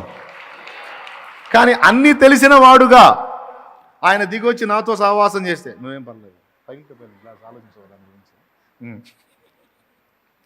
ఓకే, అన్నీ తెలిసిన వాడుగా ఆయన నా పక్కన ఉంటే, ఏమీ తెలియని నేను అన్నీ తెలిసిన వాడితో ఎట్లా ఫ్రెండ్షిప్ చేయాలి? ఇప్పుడు ఇంకో టైప్ చెప్తాను. ఇప్పుడు ఆయన కూడా ఏమీ తెలియని వాడుగానే నాతో ఉన్నాడు, నేను కూడా ఆయనతో అలా ఉన్నాను. అయ్యా నిన్న ఏం జరిగిందంటే అని అన్నా అనుకో, ఏం జరిగింది అని ప్రశ్నించాలి. ఏడ్చావులే, నిన్నేంది, మొన్న కూడా తెలిసింది నాకు అన్నాడు అనుకో, నాకు సౌండ్ ఉండదు. ఏం జరిగింది అని ఆయన కూడా అమాయకంగా అడిగినప్పుడే నాకు జరిగిన మంచి లేదా నాకు జరిగిన చెడ్డ లేదా నాకు జరిగిన ఆనందం పంచుకుంటాను. ఆయన కూడా సంతోషిస్తాడు. లేదా బాధపడాల్సిన విషయం అయితే బాధను, అయ్యో అలా జరిగిందా అని బాధను వ్యక్తం చేస్తాడు. అప్పుడు నాకు ఆనందమో, ఆదరణో, సంతృప్తో, లేకపోతే ఓదార్పో, ప్రోత్సాహమో మొదలన్నీ కలుగుతాయి. అలా కాకుండా ఏదన్నా నోరెత్తు నాకు అన్నీ తెలుసు అంటే ఇంకా ఫ్రెండ్షిప్ ఎట్లా కుదిరిద్ది, సహవాసం ఎట్లా జరుగుతుంది? కాబట్టి దేవుడు మనతో వ్యవహరించేటప్పుడు గుర్తుపెట్టుకోండి ఈ పాయింట్ని. ఇంతగా చెప్పాలా, అంతగా మనం మొరపెట్టాలా, తిండి మానుకొని కూర్చోవాలా, నిద్ర మానుకొని కూర్చోవాలా అంటే మనతో వ్యవహరించేటప్పుడు దేవుడు ఒక సామాన్యమైనటువంటి వ్యక్తిలాగానే వ్యవహరిస్తున్నాడు. అర్థమైందా? అన్నీ తెలిసిన సర్వజ్ఞుల్లా కాదు. మన దగ్గరకు వచ్చి మనతో ప్రవర్తించే ప్రవర్తనలో ఆయన నీలాంటి నాలాంటి సామాన్యులాగానే వ్యవహరించడానికి ఇష్టపడుతున్నాడు అన్నది బైబిల్ ఇస్తున్న సాక్ష్యం. ఉదాహరణకి, థ్యాంక్ యూ నన్ను కూర్చో. ఉదాహరణకి బిలాం దగ్గరకు వచ్చాడు. బిలాం ఇంట్లో బాలాకు దగ్గర నుంచి వచ్చిన మనుషులు ఉన్నారు. బిలాం దగ్గరికి దేవుడు వచ్చినప్పుడు సంఖ్యాకాండం 22 నుంచి బిలాం స్టోరీ ఉంటుంది. నాకు వెళ్ళి చూడండి, ఉంటుందిలే. ఇంటికి పోయినా చదువుకుంది కానీ అన్నీ చూసాను. ఇప్పుడు తెల్లారిద్ది. ఇశ్రాయేలు జనాంగము ఇసుక రేణువులంత విస్తారంగా ఉంది. మోయాబు దేశం మీదుగా వాళ్ళు వెళ్తున్నారు. ఈ మోయాబు రాజు అయినటువంటి బాలాకు అనే వాడికి బాధ కలిగింది. ఈ గుంపు ఎక్కడి గుంపు రా నాయన, ఇంత పెద్ద గుంపు వచ్చింది, వాళ్ళు ఏమన్నారంటే మమ్మల్ని సమాధానంగా దాటిపోనియండి, మీకు హాని కలిగించమన్నారు. అయినా మా మీదుగా మీరు దాటిపోయేది ఏంది, మిమ్మల్ని ఎట్లా పోనిస్తామని అడ్డగించడానికి ప్రయత్నించాడు. వీటి వల్ల కాల. ఎందుకంటే అది ఇసుక రేణువులాగా ఉంది ఆ జనాంగం. వీడు ఒక దిక్కుమాల ఆలోచన చేశాడు ఈ బాలాక్ అనేవాడు. మన రాజ్యంలో బిలాం అనే ఒక వ్యక్తి ఉన్నాడు. అతను నోరు తెరిచి ఏది పలికితే జరిగిద్ది. దేవుడు అతని నోటిని ఆశీర్వదించున్నాడు. అతడు పలికినట్టు జరిగిద్ది అని బిలాము గురించి చెప్పి, ఏమి లేదు మనం కొంచెం మనీ పెట్టుకొని అతను తెప్పించి ఈ గుంపు మొత్తాన్ని శపింపజేస్తే, ఆయన నోరు తెరిచి వీళ్ళందరూ పోవాలని పలికాడంటే మొత్తం పెట్టలు అన్నట్టు రాలిపోతారు. కనీసం కొంతమంది అన్నా పోతారు, మిగిలిన వాళ్ళు మనం వేసేయచ్చు అని ఆ బిలాము దగ్గరికి బాలాకు రాజు అనుచరులను పంపించాడు. అయితే అక్కడికి వచ్చి వాళ్ళు బిలాంతో ఈ విషయం చెప్తారు. అయ్యా, ఎక్కడి నుంచో వచ్చింది ఇజ్రాయేల్ జనాంగము, ఇసుక రేణువులాగుంది, ఐగుప్తు నుంచి బయలుదేరారంట, మా దగ్గరకు వచ్చేసారు, ఇట్లా ప్రమాదం ఉంది మాకు, మీరేం చేయవసరం లేదండి, తమ బంగారు నోటితో ఏ నోటితో తమ బంగారు నోటితో ఆ గుంపు జనం అంతటిని శపిస్తే చాలు, తమకు బంగారం ఇచ్చుకుంటాం అంతే. అంటే యెహోవా సెలవు లేనిదే నేను ఏ మాట చెప్పను, అవునని కానీ కాదని కానీ చెప్పను. ఈ రాత్రికి ఉండండి, ఆయన వస్తాడు, ఆయన అడుగుతాను, ఆయన చెబితే అప్పుడు వస్తా అన్నాడు. వాళ్ళు అక్కడే నిద్రపోతున్నారు. ఆ నైట్ దేవుడు వచ్చాడు, బిలాం దగ్గరికి వచ్చాడు. వచ్చినప్పుడు దేవుడు అడిగిన ప్రశ్న ఏంటంటే, ఈ మనుషులు ఎవరు అని. నాకు వచ్చిన డౌట్ ఏంటంటే, వాళ్ళు ఎవరో నీకు తెలియదా? ఏమయ్యా, నువ్వు సృష్టికర్తవు కదా, నువ్వు వాళ్ళని చేయలేదా? నీ చేతులే కదా ఆ మట్టి బొమ్మలు చేసి ప్రాణం పోసింది, వాళ్ళు ఎవరో నీకు తెలియదా? కానీ ఆ ప్రశ్న ఉందో లేదో మీరు చూడండి. ఒకసారి కాదు, 2 సార్లు ఉంది. ఈ 2 సందర్భాలే కాదు, ఇక చాలా సందర్భాల్లో దేవుడు మనుషులతో మనుషుని వలె వ్యవహరించటం, మాట్లాడటం, ప్రవర్తించటం మనకు ఆశ్చర్యాన్ని కలిగించింది. అంటే మన ప్రార్థన గదిలోనికి లేదా మన సహవాసానికి దేవుడు మన వంటి సామాన్యులానే వస్తాడని మనం గుర్తుపెట్టుకోవాలి. అర్థమైందా? బిలాం దగ్గరికి వచ్చినప్పుడు అన్ని తెలిసిన సర్వజ్ఞుల్లా కాదు, బిలాంలాగా ఒక సామాన్యమైన మానవుడిలాగా వచ్చి, ఏం బిలాం, ఏం చేస్తా, ఏంటి ఈరోజు సంగతులు ఏంటి, ఎవరు లేరు అన్నట్టు.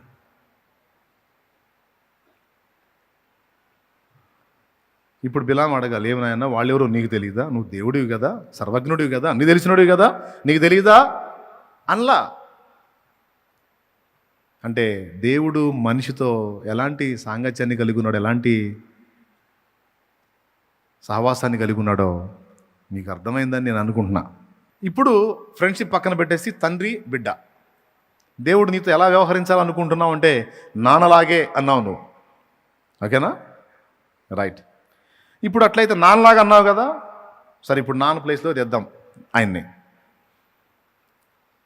ఇప్పుడు నువ్వు చదువుకుంటున్నావు, కాలేజీ ఫీజు కట్టాలి, కాలేజీ చదివేవాడికైతే, స్కూల్ ఫీజు కట్టాలి, స్కూల్ చదివేవాడికైతే, పుస్తకాలు ఏదో అవసరమైన వస్తువులు. నానా ఎరా నాకు ఫలానా బుక్స్ కావాలి, మరి అవి తీసుకొస్తావా? తీసురా, సరేలే తెస్తాలే అంటాడు, మర్చిపోతాడు. ఈడు పుస్తకాలు ఒక్కడే వ్యవహారం అయింది ఆయనకి, ఎన్ని కార్యక్రమాలు చక్కబెట్టాలి ఆయన, మర్చిపోయి వచ్చాడు. మళ్ళీ మరుసటి రోజు, నానా పుస్తకాలు లేమని చెప్పాగా, తేలేదేంది, తీసురా.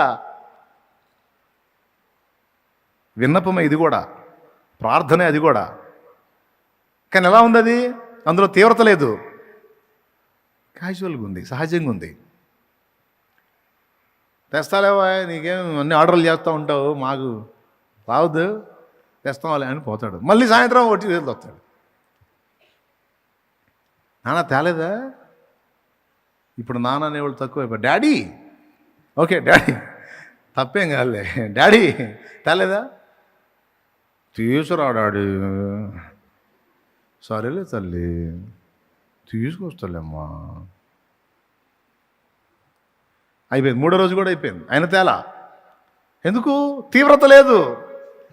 తండ్రి ఫీలింగ్ ఏంటి? అంత ఇబ్బంది అయితే ఆమె రియాక్షను లేదా ఆయన రియాక్షను వేరుగా ఉంటుంది.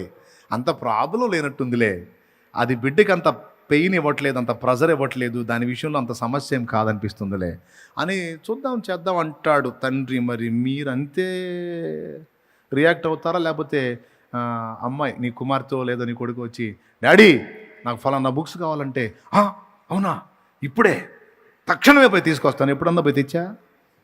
కనీసం 3 సార్లు 4 సార్లు అడిగి ఎక్కువ శాతం తిండి మానుకున్నప్పుడే తీసుకొచ్చావు నువ్వు. స్తోత్రం.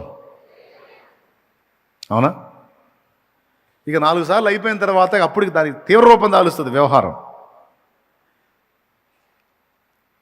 తల్లికి చెప్పిద్ది కూతురు, డాడీకి 4 రోజుల నుంచి చెప్తున్నా, రోజు తెస్తాను అంటున్నాడు, తేవట్లా. ఏడ్చావులే, ఈరోజు తీసుకొస్తాడు, రా ముందు తిను. ఏంటి తినేది? నేను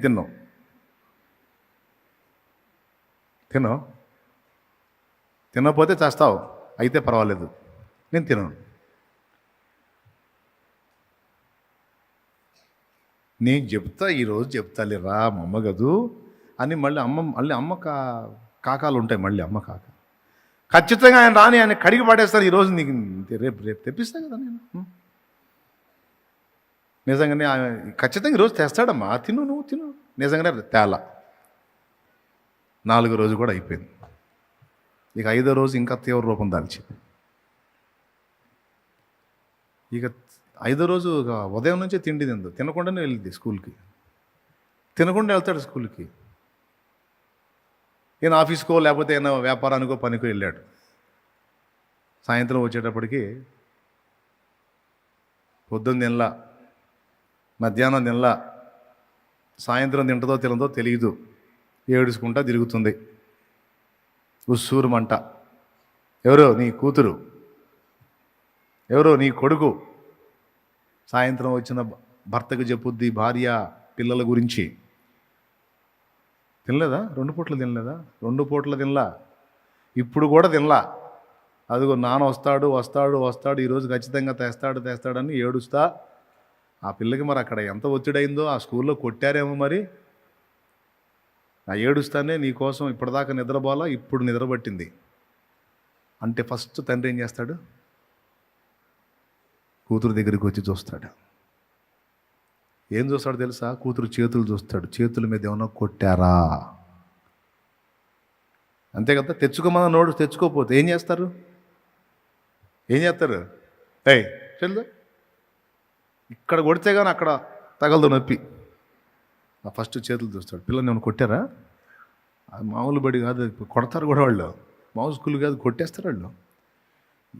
నాకేమో గుర్తుండి చావట్లేదు. ఇప్పుడు టైం ఎంత అయింది? 9. షాపులు మూసే టైము అయినా పర్లేదు, కావాల్సిందే ఇటు పరిస్థితుల్లో అని సస్తా బతుకుతా. ఫస్ట్ పోయి కూతురు చేతులు చెక్ చేసుకొని లేదా కొడుకు చేతులు చెక్ చేసుకొని ప్రాబ్లం ఉందా లేదా, ఆ దెబ్బలు వాతలు ఏమైనా కనపడ్డాయా సిగ్గుపడతాడు, బాధపడతాడు, కన్నీళ్ళు కూడా పెట్టుకుంటాడు. నా వల్ల, నా నిర్లక్ష్యం వల్ల నా బిడ్డ దెబ్బలు కూడా తిందని.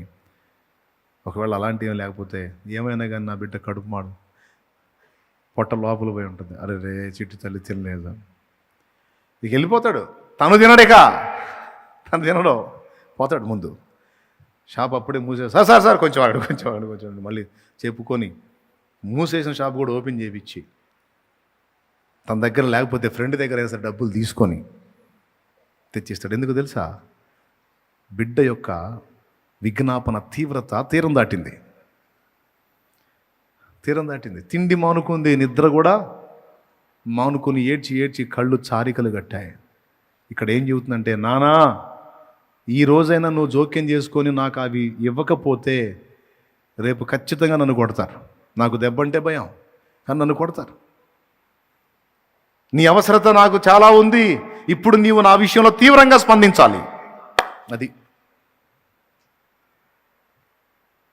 ఇప్పుడు నువ్వే నాకు దిక్కు, ఇప్పుడు నువ్వు చేయబోయావంటే మాత్రం ఇక నాకు లేదు అవకాశం అని ఆ అవసరతలోని తీవ్రతను వ్యక్తపరచుట జాగారముతోనూ ఉపవాసముతోనూ చేసేటువంటి ప్రార్థన.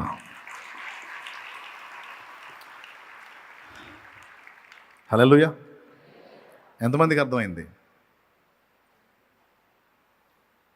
ఇప్పుడు చెప్పండి, దేవుడికి అన్నీ తెలుసు. మనం ఉపవాసం ఉంటేనే వింటాడా ఏంది, ఉండకపోతే వినడా ఏంది, నిద్ర గాసి చేస్తేనే వింటాడా ఏంది, నిద్ర గాయకుండా నిద్రపోతా చేస్తే వినడా? నీ కూతురు నిన్ను అడిగిన దానిలో ఎలాంటి తీవ్రత ఉందో అలాంటి తీవ్రతే నీ స్పందనలో ఉందా లేదా? నాకు ఒకటి చెప్పు, ఉందా లేదా? ఏందండి ఎవరు చెప్పరు? అంతేనన్నా అనరేందండి, అంతేగా. ఆమె తిండి మానుకున్నప్పుడు నీకు తిండి పట్టలా, ఆమె తింటా అడిగినప్పుడు నువ్వు కూడా తింటా సమాధానం చెప్పావు, తెద్దాంలే అన్నావు. తీసుకురా నాన్న, తెద్దాంలే అమ్మా. ఆమెదేంది, నువ్వు తింటానే అన్నావు. ఆమె తిండి మానుకుంది, నువ్వు తినకుండా పరిగెత్తావు. తర్వాత తీసుకొచ్చి ఏమంటాడు తెలుసా? కూతురు నిద్ర లేపుతాడు. మా రే లేరా తల్లి, లే, ఇదిగో లే, తెచ్చాలే. కొట్టితే ఆ రోజు కూడా ఖాళీగానే వచ్చాడు, ఇంటికాడ ఆ పరిస్థితులు చూసిపోయి తీసుకొచ్చాడు.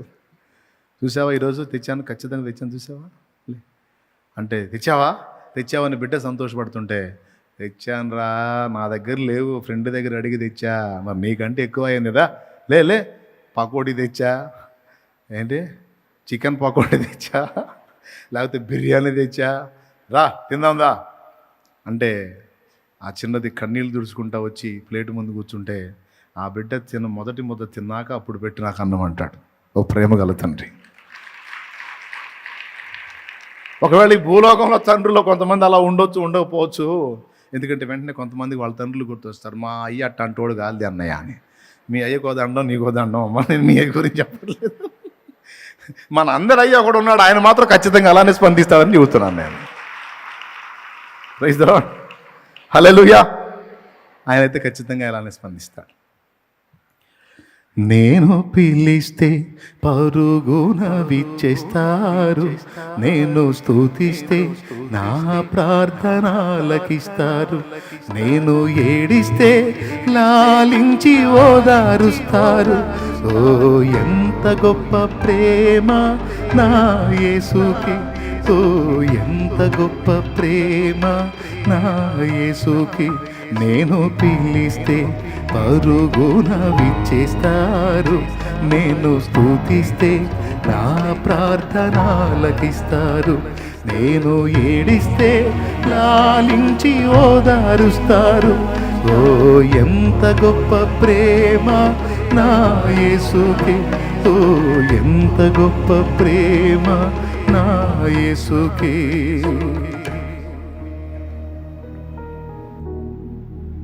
ఒక మనుషుడికి నీ కన్నీళ్ళు చూస్తే కనికరం రాకపోవచ్చు, ఎందుకంటే నీకు ఆ వ్యక్తులకి ఉన్న అనుబంధం అలాంటిది. కానీ దేవునికి నీకున్న అనుబంధం వేరమ్మా, దేవునికి నాకున్న అనుబంధం వేరు.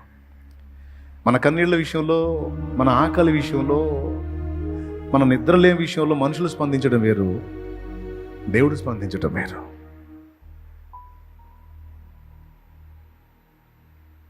కన్నీళ్ళు చూసి దాటిపోడు. యాకోబు ఎక్కడ, దేవుడు ఎక్కడ? తొడగూటి మీద కొట్టాడు, తొడగూడు వసిలింది. అప్పటిదాకా రొమ్ము అనిచిన యాకోబు అప్పుడు కాళ్ళు పట్టుకొని ఏడుస్తున్నాడు. నీ ఆశీర్వాదం కోసం పడిగాపులు కాచి అంతటిని పక్కకు పంపించి నేను కాచుకుంటే, నన్ను దర్శించి కూడా దీవించకుండా వెళ్తావా? అట్లయితే నేను ఇంకెందుకు బ్రతికుండాలి దేవా అని ఏడుస్తావు. రోదన మొదలుపెట్టాడు, కన్నీళ్ళు మొదలుపెట్టాడు. దేవుడు అంటాడు, తెల్లవారుచున్నది గనుక నన్ను పోనిమ్ము అంటాడు. ఏమయ్యా పో, ఏం పో? యాకోబు నిన్నే ఆపుతాడా? ఆకాశ మహాకాశాలు పట్టజాలని నువ్వెక్కడా, యాకోబు ఎక్కడా? ఆయన్ని రిక్వెస్ట్ చేస్తావేమయ్యా నువ్వు? నా ప్రశ్న దేవుడికి. తెల్లవారుచున్నది కనుక నన్ను పోని యాకోబు, ఏం నిన్నేం బిగబట్టాడా? వెళ్ళిపో, దులిపేసుకొని వెళ్ళిపో. వెళ్ళలేడు.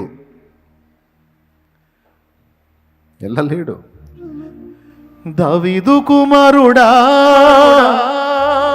నన్ను దాటిపోకయ్యా, నజరేతువాడా, నన్ను విడిచిపోకయ్యా. యేసయ్య కాళ్ళు ఆగిపోయినాయి. మనకు లేఖనం చెప్తుంది, ఆ గుడ్డివాడి కేక విని ఆయన కాళ్ళు ఆగిపోయినాయి.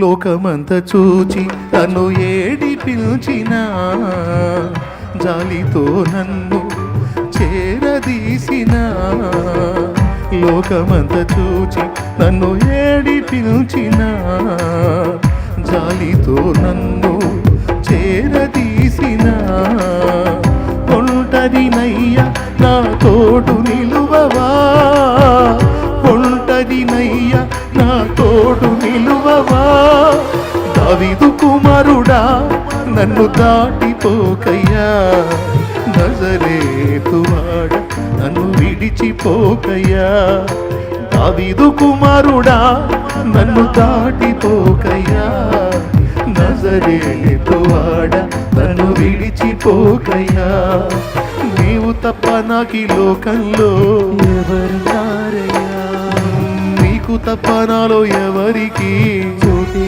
లేదయ్యా నీవు తప్ప నాకు ఈ లోకంలో ఎవరున్నారయ్యా నీకు తప్ప నాలో ఎవరికి చోటే లేదయ్యా దావీదు కుమారుడా నన్ను దాటిపోకయ్యా నజరేతువాడ నన్ను విడిచిపోకయ్యా దావీదు కుమారుడా నన్ను దాటిపోకయ్యా నజరేతువాడ నన్ను విడిచిపోకయ్యా దేవునికి మహిమ హల్లెలూయా యేసయ్య కాళ్ళు ఆగిపోయినాయి ఆ ఆర్తధ్వని యేసయ్య కాళ్ళను బంధించి పడేసింది చక చక చక చక నడుచుకుంటూ వెళ్తున్న కాళ్ళు టక్కున ఆగిపోయింది ఆగి అతనిని తీసుకొని రండి అన్నాడు కొంతమంది నోర్మయ్య అన్నారు కానీ యేసయ్య అనలా అది తండ్రి గుండె అది దేవుని గుండె అది మనుషుల గుండె కాదు అది దేవుని గుండె అయ్యా నీ వేస్తే కాక దాటి వెళ్ళిపోడు ఆగిపోతాడు తమ్ముడు చెల్లి పొట్ట మాడింది నిద్ర మానింది కళ్ళు చెమర్చాయి కన్నీటి చారికలు కట్టాయి ఇదంతా ఆయనకి తీవ్రమైన విషయం మన కన్నీళ్ళని అలాంటి బుడ్డిలో దాచిపెట్టుకుంటాడట ఆయన పుస్తకంలో రాసుకుంటాడని లేఖనంలో ఉంది 56వ కీర్తన 8వ వచనంలో ఉంది మరి ఇంత విషయం ఉంది కన్నీటి ప్రార్థనకి ఉపవాస ప్రార్థనకి నిద్ర మేల్కొని రాత్రులు గోజాడేటువంటి ఆ విజ్ఞాపనకి దేవుడు ప్రత్యేకమైన విలువనిస్తాడు దాన్ని ప్రత్యేకంగా గుర్తిస్తాడు కాబట్టి తప్పకుండా దాన్ని కూడా అభ్యాసం చేయండి మానుకోవాకండి నిద్ర మేలుకొని దేవుని సన్నిధిలో గోజాడి అలవాటు చేసుకోండి ఈరోజు కొన్ని వస్తువులు వచ్చి మన టైంని మన కళ్ళని వేరే రకంగా ఆకర్షిస్తున్నాయి ఒకప్పుడు ఈ శోధన లేదు మనకి ఈరోజు కొన్ని వస్తువులు వచ్చినాయి మనం రాత్రులు మేలుకొని ప్రార్థన చేసే పరిస్థితి లేదు ప్రత్యేకంగా ఉపవాసాలు ప్రతిష్ఠించుకొని ప్రార్థన చేసే పరిస్థితి లేదు ప్రత్యేకంగా కన్నీటితో మొరపెట్టుకోవడానికి ఏకాంతంగా దేవా నువ్వు నేను అని కూర్చున్న అనుభవాలు తగ్గిపోతున్నాయి దయచేసి వాటిని సరి చేసుకుందాం అని మన తెలియకుండానే నేత్రాశ పాపంలోకి వెళ్ళిపోతున్నాం ఈరోజు మన కళ్ళు నేత్రాశతో నిండి ఉన్నాయి మన కళ్ళలో కన్నీళ్ళు లేవు ఒక పక్క కఠినమైన బాధలు ఉన్నా సరే ఆ బాధల్ని వేరే రకంగా మర్చిపోదాం అనుకుంటున్నాం కానీ తీర్చుకుందాం అనుకోవటంలా బాధ మర్చిపోవటం వేరు బాధ తీర్చుకోవటం వేరు లోకంలో ఉన్న వాటికి వెళ్ళి చూస్తే బాధను మర్చిపోతామేమో కాసేపు కానీ దేవునికి వెళ్ళి చూస్తే బాధ తీర్చబడుతుంది మరపు కావాలా తీర్చబట్టం కావాలా తీర్చబట్టం కావాలంటే మరి దేవునికి వెళ్ళి కదా చూడాలి బాధ మర్చిపోవడానికి కదా వేరే వాటిలో ఆనందం వెతుక్కోవటం విరితనం కదా బ్యాలెన్స్ అవ్వాలి ఈ పాయింట్లో 2 సంగతులు 3వ సంగతి మీరు రాసుకోండి తప్పకుండా మొదటిది నేను చెప్పాను మీరు రాసుకున్నారో లేదో దేవుని మీద మనం ఆధారపడటాన్ని అభ్యాసం చేయటం ప్రార్థన దేవుని అవసరత మనకి ఎంత ఉందో తెలియజేసేది ఉపవాసము జాగరణ కన్నీటి ప్రార్థన నినివే పట్టణస్థులు అలాగున రోధించారు ఆఖరికి పశువుల్ని కూడా ఉపవాసం ఉంచి దేవుని ప్రచండమైన కోపాగ్నికి బలి కాకుండా మొర్రపెట్టుకున్నారు బతికిపోయారు లేకపోతే మొత్తం సమూల నాశనం అయ్యేవాళ్ళు సో 2 3వది ప్రార్థన గురించి మరో మాట చెప్తా మన ప్రార్థన దేవుణ్ణి మార్చలేదు దేవుణ్ణి మార్చలేదు. దేవుణ్ణి మార్చడానికి కాదు మన ప్రార్థన. మూడవ పాయింట్, మన ప్రార్థన దేవుని ప్రణాళికలో మనల్ని మనం ఇముడ్చుకోవటానికి, దేవుని ప్రణాళికలో మనల్ని మనం ఇముడ్చుకోవటానికి చేసేది ప్రార్థన. దేవుణ్ణి మార్చడానికి కాదు, దేవుని ప్రణాళికకు అనుగుణ్యంగా మనం మార్చబట్టానికి చేసేది ప్రార్థన. చాలా విలువైన విషయం అండి ఇది. మన ప్రార్థనలు దేవుణ్ణి మార్చవు, మన ప్రార్థనలు మనల్నే మారుస్తాయి. దేవునికి స్తోత్రం. మీరు ఒక మాట చెప్పండి, దేవుడు మారాలా మనం మారాలా? దేవుడు ఎందుకు మారాలండి? దేవుళ్ళో ఏం తప్పులు ఉన్నాయి? దేవుళ్ళో ఏం పిచ్చి పనులు ఉన్నాయి? దేవుళ్ళో ఏం వెరితనం ఉంది? దేవుడు ఎందుకండి మారాలి? మన ప్రార్థనలో దేవుని చేతులు మెలితిప్పడానికి కాదు, దేవునికి వ్యతిరేకంగా మెలితిరిగినటువంటి మన నడతలు, మన చేతల్ని దేవునికి అనుగుణ్యంగా తిప్పడానికి ప్రార్థన. హల్లెలూయా. దీనికి కూడా ప్రార్థనే కావాలి. అది ప్రార్థనలోనే జరిగిద్ది. నా ఇష్టమిదిగో ఇది నీ ఇష్టముగా చేయ, నా ఇష్టమిక గాదది. అయ్యా వద్దు, నా ఇష్టం వద్దు. భక్తులు పాడుకున్నారు, వద్దయ్యా నీ ఇష్ట ప్రకారమే అన్నీ జరగాలి. దేవునికి స్తోత్రం కలుగునుగాక. చాలా అద్భుతమైనటువంటి విషయం ఇది. దేవుడు మారాల్సిన అవసరం ఉందా, మనం మారాల్సిన అవసరం ఉందా? ఒక ముక్క చెప్పండి. దేవుడు ఆయన రూట్లో ఆయన పర్ఫెక్ట్గా ఉన్నాడా? ఎంతమంది ఒప్పుకుంటారు? దేవుడు ఆయన ఉండాల్సిన లెక్కల్లో పర్ఫెక్ట్గా ఉన్నాడు అన్న. ఇప్పుడు లెక్కలు తేడా వచ్చింది ఎక్కడా? నడతలు మారింది ఎక్కడా? దిద్దుబాటు జరగాల్సింది ఎక్కడా? సర్దుబాటు జరగాల్సింది ఎక్కడా? సో ప్రార్థనలో మనం దేవుని సమీపించినప్పుడు మనకిష్టం వచ్చినట్టుగా, దేవా నువ్వు మారు, నాకు ఇష్టం వచ్చినట్టుగా మారు అంటే నడవదు. కానీ దేవుణ్ణి మార్చడానికి కాదు, కానీ నువ్వు ప్రార్థనలో దేవుని సమీపించినప్పుడు నీ ఆలోచనలను ప్రభావితం చేసి ఆయన ప్రణాళికానుసారంగా ఆయన నిన్ను మారుస్తాడు. అది ప్రార్థనలోనే జరిగింది. అది ప్రార్థనలోనే జరిగిద్ది. దేవుని పాదాల దగ్గరే జరిగిద్ది. ఆయన గోజాడితేనే జరిగిద్ది. ఎంతమందికి అర్థమైంది? స్తోత్రం. దావీదు తప్పు చేశాడు, దేవుని పాదాల దగ్గరికి ప్రార్థన చేశాడు. ఇప్పుడు దేవుడు మారాలా, దావీదు మారాలా? పెద్దగా చెప్పండి. సౌలు మారాలా, దేవుడు మారాలా? దేవుడు మారే అవసరం ఏముందండి? ఆయన మార్పు లేని దేవుడు. తేడా పడ్డది ఎవరు? వీళ్ళు. దిద్దుబాటు చేసుకోవాల్సింది ఎవరు? అందుకోసం ఎవరిని ఆశ్రయించాలి? ఎస్, నన్ను దిద్దుము చిన్న ప్రాయము సన్నుతుండగు నాయనా, నన్ను దిద్దుము చిన్న ప్రాయము సన్నుతుండగు నాయనా, నీవు కన్న తండ్రి వల్చు నీదరి చేరి తినినా నాయనా, నన్ను దిద్దుము చిన్న ప్రాయము సన్నుతుండగు నాయనా. ఏం పాట అండి అదే. దూరమునకు బోయి నీదరి జేరనైతిని నాయన, నేను కారు మూర్ఖపు పిల్లనై కారడవిదిరిగితి నాయనా, నన్ను దిద్దుము చిన్న ప్రాయము సన్నుతుండగు నాయనా, నన్ను దిద్దుము చిన్న ప్రాయము సన్నుతుండగు నాయనా. ఈ పాటలో 8 చరణాలు ఉన్నాయి. 8 చరణాలు, అద్భుతమైన చరణాలు.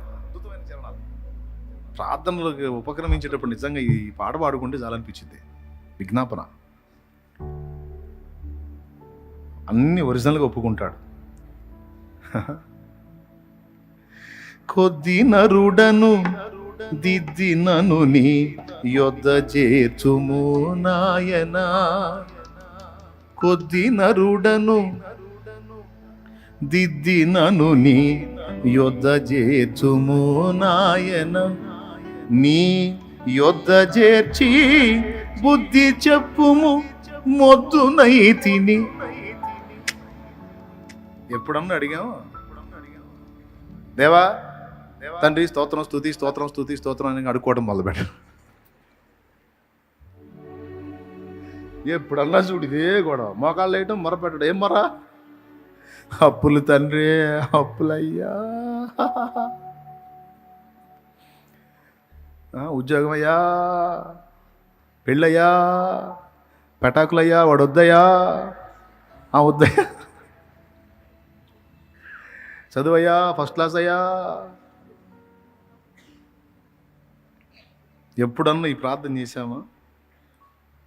కొద్ది నరుడను దిద్ది నను నీ యొద్ద చేర్చుము నాయన.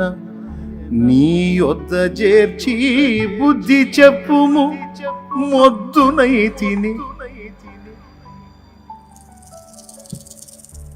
ఈ పాటలేమో ఇప్పుడు జనాలకేమో ఓల్డ్ సాంగ్గా, పాత పాటగా. హద్దులే నాటిలో కాశలా అవివేకినై కుడియాడితి. హద్దులే నాటిలో కాశలా అవివేకినై కుడియాడితి.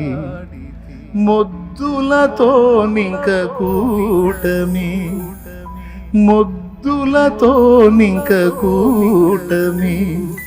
ఉద్దయ్యా ఉద్దయ్యా ఉద్దయ్య తండ్రి నన్ను కన్నయ్య రావే నా యేసు. నన్ను గన్నయ్య రావే నా ప్రభువా. నన్ను గన్నయ్య రావే నా యేసు. నన్ను గన్నయ్య రావే నా ప్రభువా. ఏం అడిగారండి దేవుణ్ణి? గోజాడుకొని అయ్యా నేను ఇట్ట అంటుండే. హద్దు లేనట్టు లోకాశలు అవివేకనై తిరిగాను తండ్రి. మొద్దోళ్లతో తిరిగాను, నేను ఒక మొద్దునై. మొద్దులతో నింక కూటమి. వద్దయ్యా వద్దయ్యా, నాకు వద్దయ్యా, నీకు దండం పెడతాయా, నీకు దండం పెడతాయా. దరిద్రులతో తిరిగి దరిద్రుడిని అయిపోయానయ్యా. ఇప్పుడు నీ సహవాసానికి వచ్చాను. నాకు ఇంకెవరు వద్దు తండ్రి, నీతో తిరుగుతాను నేను, నీతో నేను నడుస్తాను ప్రవ్వా, నీతోనే ఉంటాను తండ్రి. నాకు ఈ మొద్దులొద్దు. చెప్పండి, ప్రార్థన ఎవరిని మార్చడానికి? దేవుణ్ణి మార్చడానికా? దేవుని ఎదుట మనం మార్పు చెందడానికా? అందరూ చెప్పండి.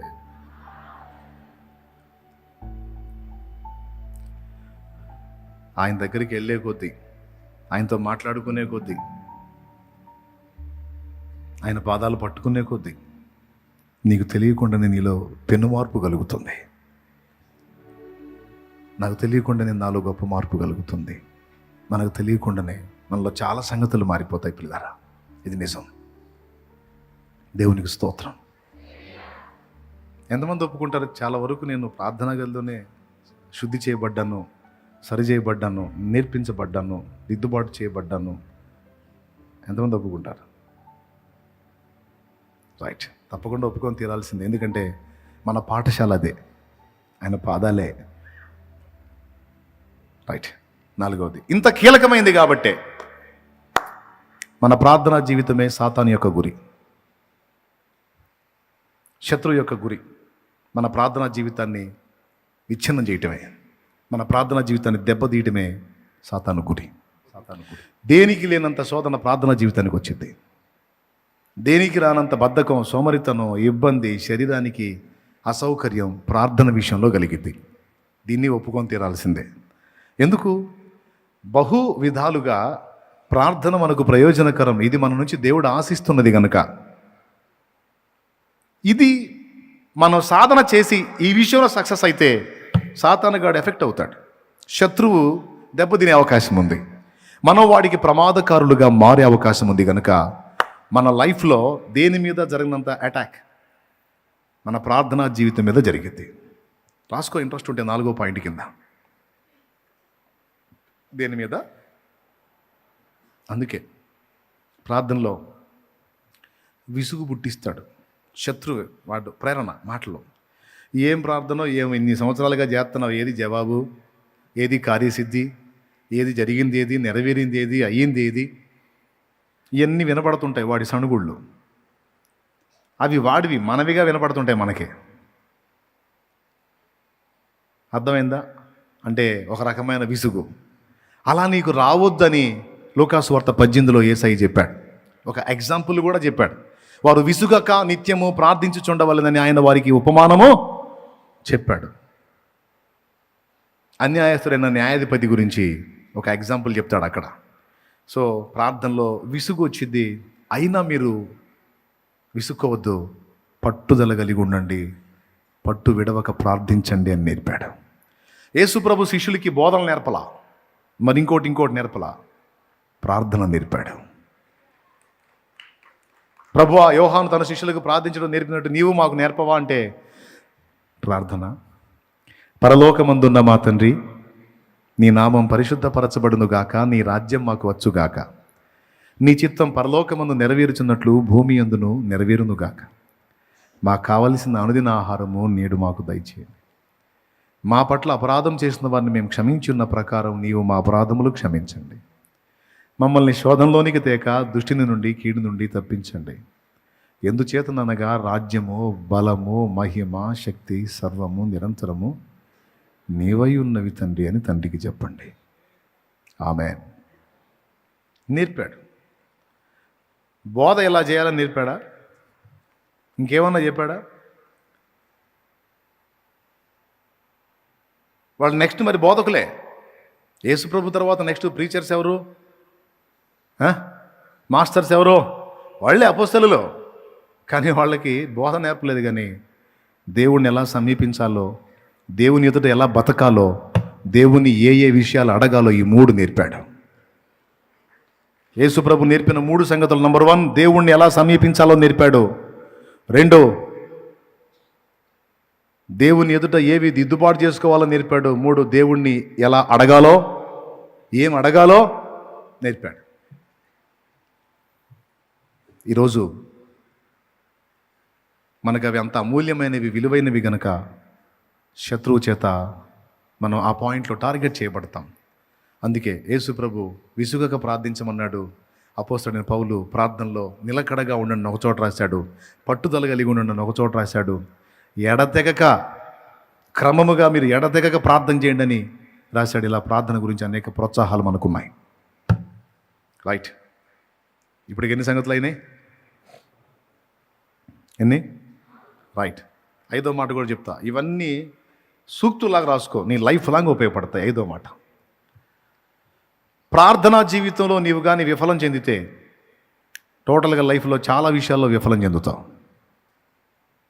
ప్రార్థనా జీవితంలో మనకి వైఫల్యం అనేది జరిగిందంటే, ప్రార్థనా జీవితం విషయంలో మనం ఓడిపోయామంటే జీవితంలో చాలా సంగతుల విషయంలో ఓడిపోతాం.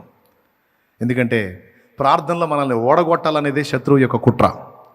ప్రార్థనా జీవితం విషయంలో మనం ఓడిపోయామంటే ఇక అన్ని విషయాల్లో మనల్ని ఓడగొట్టుకుంటూ వస్తాడు.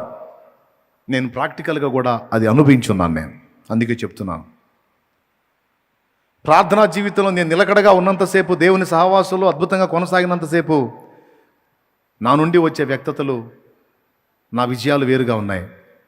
ఆ ప్రార్థనా జీవితంలో నేను డౌన్ అయినప్పుడు నేను తిన్న దెబ్బలు వేరుగా ఉన్నాయి. స్పష్టంగా నాకు అర్థమై నేను చెప్తున్నాను. నేను ప్రార్థనా జీవితంలో ఓటమి పాలైన వాడు జీవితంలో చాలా సంగతులు ఓడిపోతాడు. ఒకవేళ ఇప్పటికే ఓటమి పాలై ఉన్నవాడు కనీసం ఇప్పటి నుంచి అయినా ప్రార్థన విషయంలో గెలవగలిగితే ఓడిపోయిన వాటన్నిటిలో తిరిగి గెలవగలుగుతాడు. తపమున తరచిన నిన్నే కదా, జపమున కొలచిన నిన్నే కదా, తపమున తరచిన నిన్నే కదా, జపమున కొలచిన నిన్నే కదా, విఫలులు చేసిన విజ్ఞాపనలకు, విఫలులు చేసిన విజ్ఞాపనలకు సఫలత నీవే కదా, శివధరా పాపహరా శాంతికరా హే ప్రభు యేసు, హే ప్రభు యేసు, హే ప్రభు దేవసుతా, సిల్వధరా, పాపహరా, శాంతికరా, హే ప్రభు యేసు, హే ప్రభు యేసు. విఫలులు చేసిన విజ్ఞాపనలు. ఇప్పుడు నువ్వు ఓటెంపాలు అయిపోయి ఉన్నావు, ఇప్పటికే అయిపోయి ఉన్నావు, నీ పని అయిపోయి ఉంది. కనీసం దేవుడు చెప్తున్నాడు, ఇప్పుడైనా రా, ప్రార్థనా బలిపీఠం దగ్గరికి రమ్మంటున్నాడు. రా, నువ్వు రా, అయిపోయింది అది అయిపోయింది, ఇప్పుడన్నా రా. ఇక నుంచి సఫలత ఎలా ఉంటుందో నీకు చూపిస్తారమ్మంటున్నాడు. నాయనా, అర్థమైందా? చూస్తావు, నువ్వు అనుభవిస్తావు. నేను చెప్తున్నాను, ఇప్పటికే ఓటమి బాట పట్టావా, దెబ్బలు తిన్నావా? దా నాడు బలిపీఠం దగ్గర, ప్రార్థన బలిపీఠం దగ్గర సఫలత అనేది ఎలా ఉంటుందో నేను చూపిస్తాను నీకు. విఫలులు చేసిన విజ్ఞాపనలకు దేవా, అహీతోపెలు ఆలోచన చెడగొట్టవా అన్నాడు.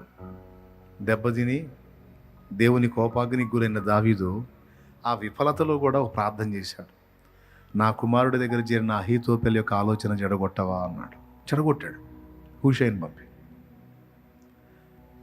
దేవా, కర్తవ్యాన్ని మరచి బుద్ధిహీనుడనే చెరించాను, 2 కళ్ళు పోగొట్టుకొని బందీనైపోయాను. నా 2 కనుల నిమిత్తం ఫిలిస్తీన్ల మీద ఒక్కసారే పగ తెచ్చుకోవాలి, ఒక్క ఛాన్స్ ఇవ్వవా? విఫలులు చేసిన విజ్ఞాపనలకు మళ్ళా అభిషేకం పంపించాడు శాంసన్ మీదకి. మళ్ళా అభిషేకం పంపించాడు. ఒకే ఒక్క గుద్దు దేవాలయానికి ఆధారంగా ఉన్న స్తంభం కూలిపోయింది. మొత్తం పిట్టలు రాలిపోయారు.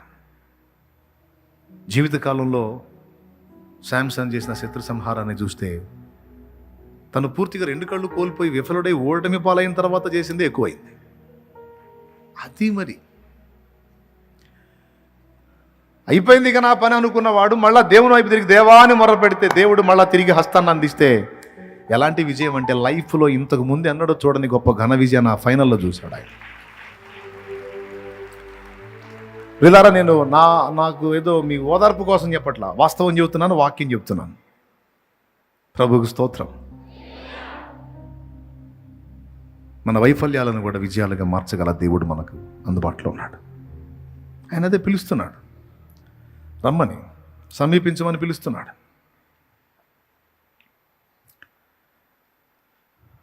ఓకేనా? ఎన్నైనాయండి? ఇంకా 2 చెప్తా, లేదా ఈసారి ఎప్పుడని చెప్పేదా? ఆణిముత్యాలు 5 చెప్పా, ఇంకో 2 చెబుతా, రాసుకోండి, లైఫ్ లాంగ్ గుర్తుపెట్టుకోండి. 6వది, ప్రార్థనతో మనం దేవుని సమీపించటం ఒక మధురమైన అనుభవం. ఒక మాటలో చెప్పాలంటే దేవునితో మనకు గాఢమైన అనుబంధం కలిగించేటువంటి స్థలం, దేవునికి దగ్గరికి తీసుకెళ్తుంది ప్రార్థన. ప్రార్థనతో మనం దేవుని సమీపించినప్పుడు ఇక మనం ఇతరులను పట్టించుకోం, ఆయన మన బంధము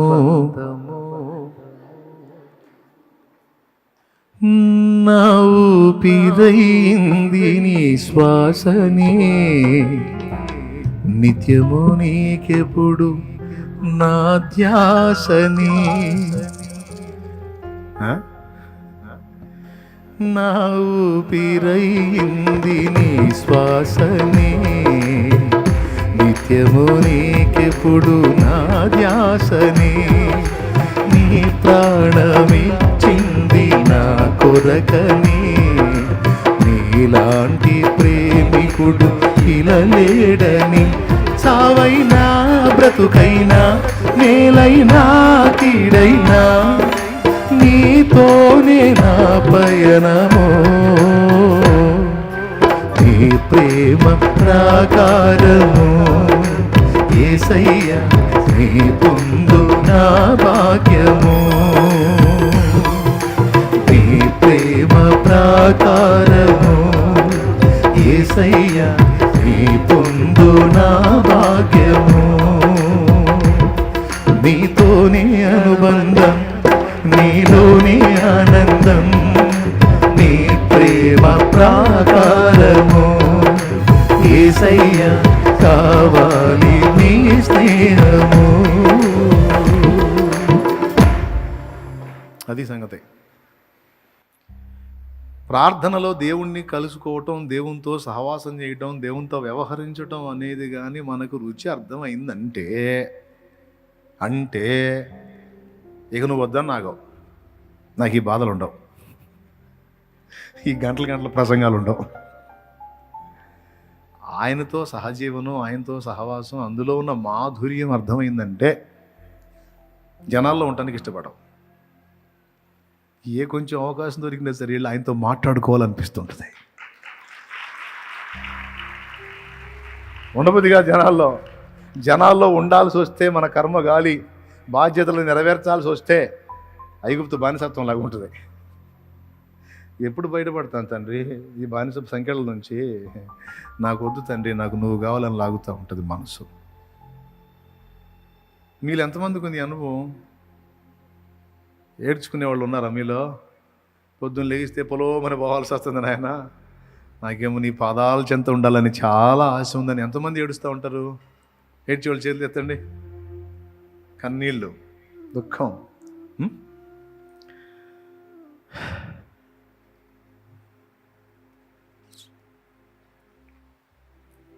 ఆయన సహవాసంలో ఉన్న మాధుర్యం అర్థమైతే లోకంలో ఉండబుద్ధి కాదండి. లోకంలో నుంచి నువ్వు దేవుని పాదాల దగ్గరికి వెళ్ళలేకపోతున్నావు అంటే ఆయన మాధుర్యం నీకు ఇంకా అర్థం కాలేదని అర్థం. ఆయన సాహచర్యంలో ఉన్న మాధుర్యం అర్థమైతే ఆనందంగా పరిగెత్తుతాం. ఏమని?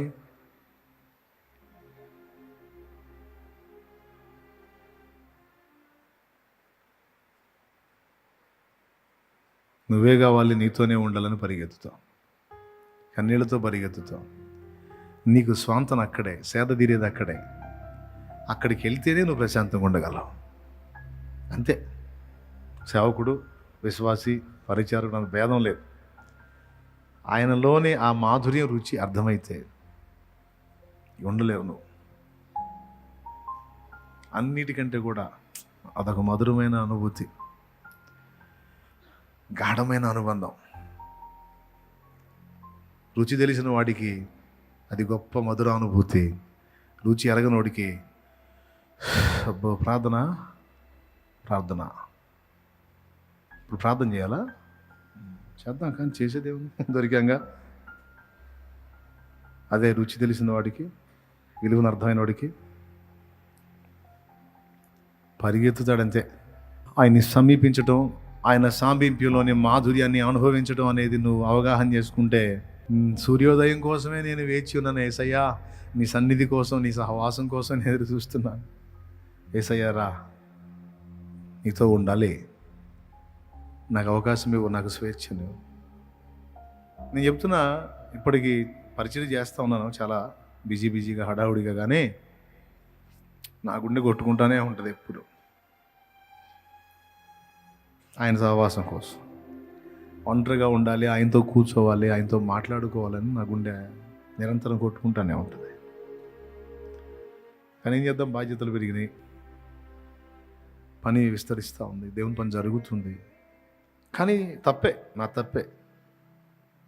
దేవుని పని ఎంత విస్తరిస్తే అంత దగ్గరికి వెళ్ళాలి, నేను ఆయనకి ఎక్కువ సమీపంలోకి వెళ్ళాలి.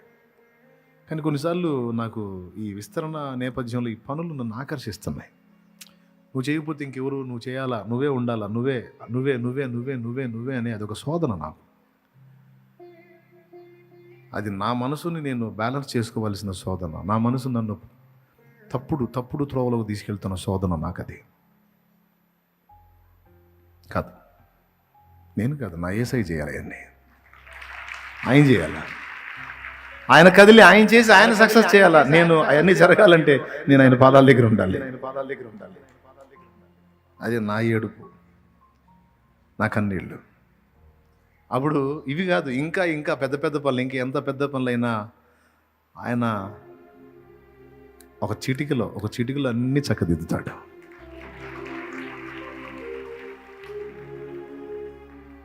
కొన్నిసార్లు ఏడ్చుకుంటా, నిన్ను సమీపించలేకపోతున్నాను.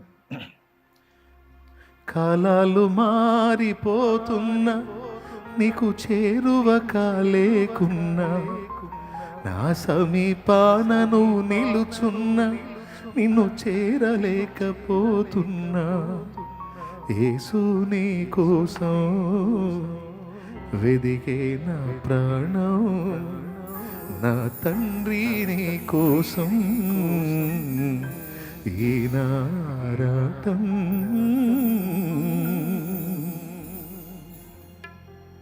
నా హృదయ వాంఛ నా దేవుడు తీర్చును గాక. ఇంతగాది ఇంకా ఇంత పనైనా సరే నా దృష్టి ఆయన పాదాలకెళ్ళి ఆయనకెళ్ళే ఉండును గాక. మరి మీ దృష్టి, మా దృష్టి కూడా అంతే అనరా మరి? అంతేనా?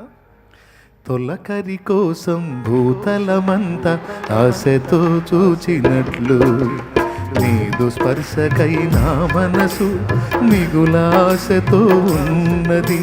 తొలకరి కోసం భూతలమంతా ఆశతో చూచినట్లు, నీదు స్పర్శకై నా మనసు మిగులాశతో ఉన్నది.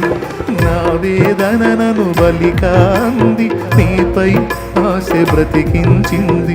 నా వేదనను నీపై ఆశ బ్రతికించింది. నీవే దుఃఖకుంటే నన్ను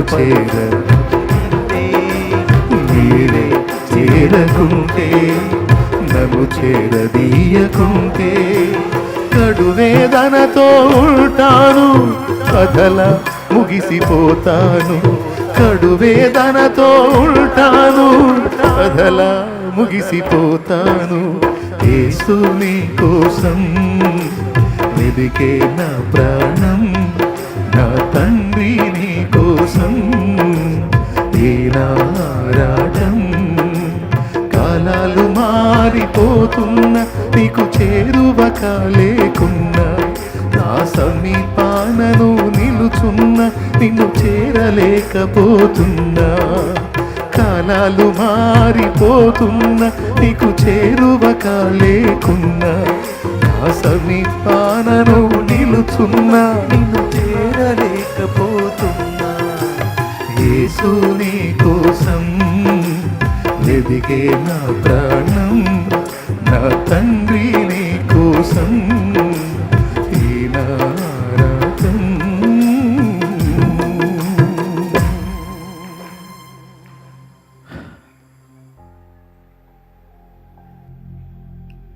ఇక్కడ ఎంతమంది సమూహం ఉన్నారు అనే క్వాంటిటీ కాదండి లెక్క.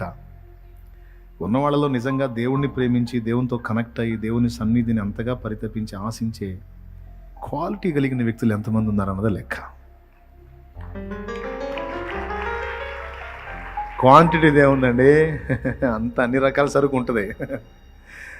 కానీ దేవుణ్ణి నిజంగా ఆయన రుచి చూసి, ఆయన ప్రేమించి, ఆయన లోకంలో, ఆయన ప్రపంచంలో, ఆయన భక్తిలో, ఆయన తన్మయత్వంలో, ఆయన సహచర్యంలో, సహవాసంలో ఉండేటువంటి క్వాలిటీ, అలాంటి వాళ్ళు కావాలండి నాకు, నా దేవునికి. మీరందరూ నజరేయుడగు యేసు నామములో అట్టివారై ఉందురుగాక. మనమందరము నజరేయుడగు యేసుక్రీస్తు నామములో అట్టివారవై ఉందురుగాక. ఓ దైవజనుడు అలాంటి వాడై ఉంటే వాని వల్ల దేవుని పని ఘనంగా జరుగుతుంది. ఓ దైవ సేవకురాలు అట్టిదై ఉంటే ఆమె వల్ల దేవుని పని ఘనంగా జరుగుతుంది. ఒక విశ్వాసి, ఓ పరిచారకుడు అలాంటి వాళ్ళై ఉంటే వాళ్ళు ఇక ఒంటిగా ఉండరు, అనేక ఆత్మల్ని సాధించగలుగుతారు, క్రీస్తు కొరకు జయించగలుగుతారు. Praise the Lord. లాస్ట్ మాట, ఈ హోల్ నైట్ ప్రేయర్కి చివరి మాట. ఇంకెక్కువసేపు చెప్పినాను, మిమ్మల్ని ఇబ్బంది పెట్టను. ప్రేయర్ సమయం ఇస్తాను, మనసారా దేవునితో మాట్లాడుకుంటారు. కానీ హ్యాపీగా మళ్ళీ నా చేతుల కోసం వెతకొద్దు, నేను దొరకాలని ఆశించొద్దు. మీరు కలుసుకోవాలి. ప్రారంభం నుంచి నా తపనదే. మీరు నన్ను కలుసుకోవాలనేది నా ఆశ కాదు, మీరు ఆయన్ని కలుసుకోవాలి. నన్ను కలుసుకుంటే మీకు ఒకవేళ ఏదైనా ఒక మాట ఆదరణ దొరికిద్దేమో, చిన్న ప్రార్థన మీ పక్షంగా జరిగిద్దేమో, కానీ మీరు ఆయన కలుసుకుంటే మీకు తిరుగులేని సమాధానం దొరికింది, తిరుగులేని సమాధానం. మీరు ఆయనతో అనుసంధానం అయితే, ఆయనతో గాఢమైన అనుబంధాన్ని ఏర్పరచుకోగలిగితే నీకు ఇంక ఎదురుండదు. ఆఖరి మాట, మనకు కావలసినవన్నీ మనం దేవుణ్ణి అడుగుతాం, కానీ మనకు అవసరమైన వాటిని మాత్రమే దేవుడిస్తాడు. రాసుకోమ్మా. గనుక మనకు కావలసినవన్నీ మనం దేవుణ్ణి అడుగుతాం, మనకు అవసరమైనవి మాత్రమే దేవుడిస్తాడు. సూపర్ మాట కదా. అంతే ఇవ్వాలా, లేకపోతే మీకు కావాల్సిన ఇవ్వాలా? ఇస్తే పోతాం, పెందలాడిపోతాం. మన ప్రార్థనలకు దేవుడు జవాబులు ఇవ్వటం ఎంత అవసరమో, కొన్ని ప్రార్థనలకు జవాబులు ఇవ్వకపోవటం కూడా అంతే అవసరం. ప్రభువుకు స్తోత్రం. నేను చెప్పింది అర్థమైందా మీకు? కొన్ని ప్రార్థనలకు జవాబులు ఇవ్వటం ఎంత అవసరమో, కొన్ని ప్రార్థనలకు జవాబులు ఇవ్వకపోవటం అంత అవసరం.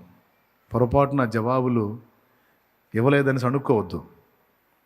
ఇవ్వని ప్రార్థనలకు జవాబులు ఇవ్వనటువంటి విషయాలు ఉంటే వాటిని బట్టి కృతజ్ఞతలు చెప్పాలి. జవాబు ఇచ్చినందుకు స్తోత్రం. సో జవాబు ఇచ్చాడంటే మంచి కోసమే, జవాబు ఇవ్వలేదు అంటే అది కూడా మన మేలు కోరే. హల్లెలూయా. మీరు చెప్పండి, యోసేపు వాళ్ళ అమ్మ స్థానంలో నువ్వు ఉంటే, ఎవరు యాకోబు కొడుకు యోసేపు ఉన్నాడు కదా, వాళ్ళ తల్లి స్థానంలో నువ్వు ఉంటే నువ్వేమని ప్రార్థన చేస్తావు? నా తండ్రి, నా కుమారుడు అన్నదమ్ములతో సమాధానంగా ఉండాలి, అన్నదమ్ములందరూ నా కుమారుణ్ణి మా చిన్న తమ్ముడని ప్రేమించాలి తండ్రి, వాళ్ళ మధ్య ఐక్యత నాయన అని ప్రార్థన చేస్తాం. పొరపాటున ఐక్యత రాలేదు, వాళ్ళు తమ్ముడి మీద అటాక్ చేశారు. అయితే ఏమని ప్రార్థన చేస్తాం తెలుసా? సరే, వాళ్ళ మధ్య ఐక్యత చెడింది, కానీ వాడిని మాత్రం వాళ్ళు కీడు తలపెట్టకుండా చూసుకోయా అని ప్రార్థన చేస్తాం. సరే, కీడు తలపెడితే తలపెట్టారు, ఐగుప్తుకు మాత్రం అమ్మకుండా చూసుకోయా అని ప్రార్థన చేస్తాం. ఐగుప్తుకు అమ్మితే అమ్మారు, అక్కడన్నా నా బిడ్డని సుఖంగా ఉండేటట్టు చేయ, పోతీఫెరో భార్య కన్నేయకుండా చూడని ప్రార్థన చేస్తాం. కన్ను వేస్తే వేసింది, కానీ నా బిడ్డ చెరసాల పాలు కాకుండా చూడయ్యా అని చేస్తాం ప్రార్థన. దేవునికి స్తోత్రం. నాయన, ఒకవేళ చెరసాల పాలైతే ఆ బిడ్డ ఆ చెరసాల నుంచి కనానుకు రావాలయ్యా, చెరసాల నుంచి ఆడికి రావాలయ్యా, ఇంటికి రావాలయ్యా అని ప్రార్థన చేస్తాం. ఖచ్చితంగా నువ్వు యోసేపు తల్లివైతే ఈ ప్రార్థన చేస్తావు, చేయవా? ఏ ప్రార్థన చేస్తావు? లేకపోతే అయ్యా, నా అబ్బాయికి వాళ్ళ అన్నోళ్ళతో తగాద రావద్దండి, వాళ్ళు ఈయన తన్ని ఐగుప్తుకి అమ్మాలని ఆయన, మీకు స్తోత్రం ప్రభా, తప్పకుండా చేయి తండ్రి, నీ దయ తండ్రి, నా బిడ్డ బానిసగా 20 తులాలు ఇంటికి అమ్మాలి తండ్రి అంటావా? అక్కడ యజమానురాలు కన్నేయాలి తండ్రి, నా బిడ్డను ఒక్కసారి చూడండి ఆయన అంటావా? కన్నేసి వాడిని తల ఒక తన్ను దాన్ని జైలు పాలు చేయి నాయన స్తోత్రం అంటావా? ఎవరు అంటారండి అట్లా? కానీ ఏం జరిగిందో మీకు తెలుసు. ఒకవేళ పోతీఫెరా ఇంట్లో యోసేపు ఆ శోధనను ఎదుర్కోపోతే లైఫ్ లాంగ్ అక్కడ బానిసల మీద నాయకుడిగా ఉండేవాడు, అంతేగాని ఇంకేమయ్యేవాడు? ఎంతమంది ఉన్నారు లైన్లో? అవునా? నీ ప్రార్థన విని పోతీఫెరా ఇంటోనన్నా స్థిరపరచయ్యా నా బిడ్డని అంటే బానిసల మీద నాయకుడే పెద్ద బానిసగా ఉండేవాడు తప్ప ఐగుప్తుకి ఏలిక అయ్యేవాడా? ఏలిక అంటే తెలుసా మీకు? ఎలుక అనుకున్నారు, ఎలుక కాదు. ఏలిక అంటే పాలించువాడు. ఫరో ఏమన్నాడు? యోసేపు, ఐగుప్తు మొత్తానికి నేను ఫరో, నాకు నా ఇంటి వాళ్ళకు కూడా నువ్వు ఫరో అన్నాడు. నీ మాట లేక ఎవడు తన చెయ్యి కానీ కాలు కానీ ఆడించడానికి లేదన్నాడు. రాజుకే రాజు. అదే మన ప్రార్థన. దేవుడు జవాబిస్తే ఆమెన్ అన్నాడు అనుకో, ఏ ప్రార్థనకి? పోతీఫెరో ఇంట్లోనే నా బిడ్డ ఉండాలి నాయన, అక్కడన్నా వాడు సుఖంగా ఉండేటట్టు చూడుతండి అంటే అక్కడ హ్యాపీగా ఉండేవాడు, అంతవరకే. బానిస మీద పెద్ద బానిసగా, కానీ ఏలికగా మారేవాడు కాదు. ఇప్పుడు చెప్పండి, ఒకవేళ యోసేపు తల్లి ప్లేస్లో, అంటే వాళ్ళమ్మ లేదే పాపం, చనిపోయింది, ఒకవేళ ఆమె ఉండి ఆ తల్లి ప్లేస్ నువ్వే అయితే నువ్వు ఖచ్చితంగా ఈ ప్రార్థన చేస్తావు. అప్పుడు యోసేపుని ఇంకొక షేడ్లో చూడాల్సి వచ్చేది మనం, అవునా? ఒకవేళ యోసేపు తండ్రి యాకోబు ప్లేస్లో నువ్వు ఉంటే ఖచ్చితంగా ఈ ప్రార్థనలు చేస్తావుగా, చెప్పవయా? చేయత్తవే? అవునన్నా, అంతే చేస్తాను. చివరి క్లైమాక్స్ ఏందో నువ్వు ఊహించు. మరి పెద్ద బానిసగా అక్కడ ఆగిపోయేవాడు, అవునా? కానీ దేవుడు నాయకత్వం, నడిపింపు చూడు, శ్రమలో కొలిమిలో గుండా తీసుకెళ్ళి రూట్ అసలు ఎక్కడి నుంచి ఎక్కడికి వేసాడో చూడు. కనాను నుంచి ఐగుప్తుకి వేసాడు రూటు, అక్కడి నుంచి పోతీఫెరో ఇంటికి వేసాడు, అక్కడి నుంచి జైలుకి వేసాడు, జైలు నుంచి ఫరో ఆస్థానానికి వేసాడు, ఆస్థానం నుంచి సింహాసనానికి వేసాడు. ఎక్కడెక్కడ లింకులు ఉన్నాయో మనకు తెలియదు. మనం ఒకటే అడుగుతాం, నాకు ఇది కావాలి, నాకు అది కావాలి, నాకు అలా చేయి, నాకు ఇలా చేయి, నాకు కావాలి కావాలి కావాలి, నేను అడిగినవన్నీ రావాలి ప్రభువా, కావాలి కావాలి, కోరినవన్నీ కావాలి, నువ్వు ఇవ్వకుండా నేను ఉండలేనయ్యా,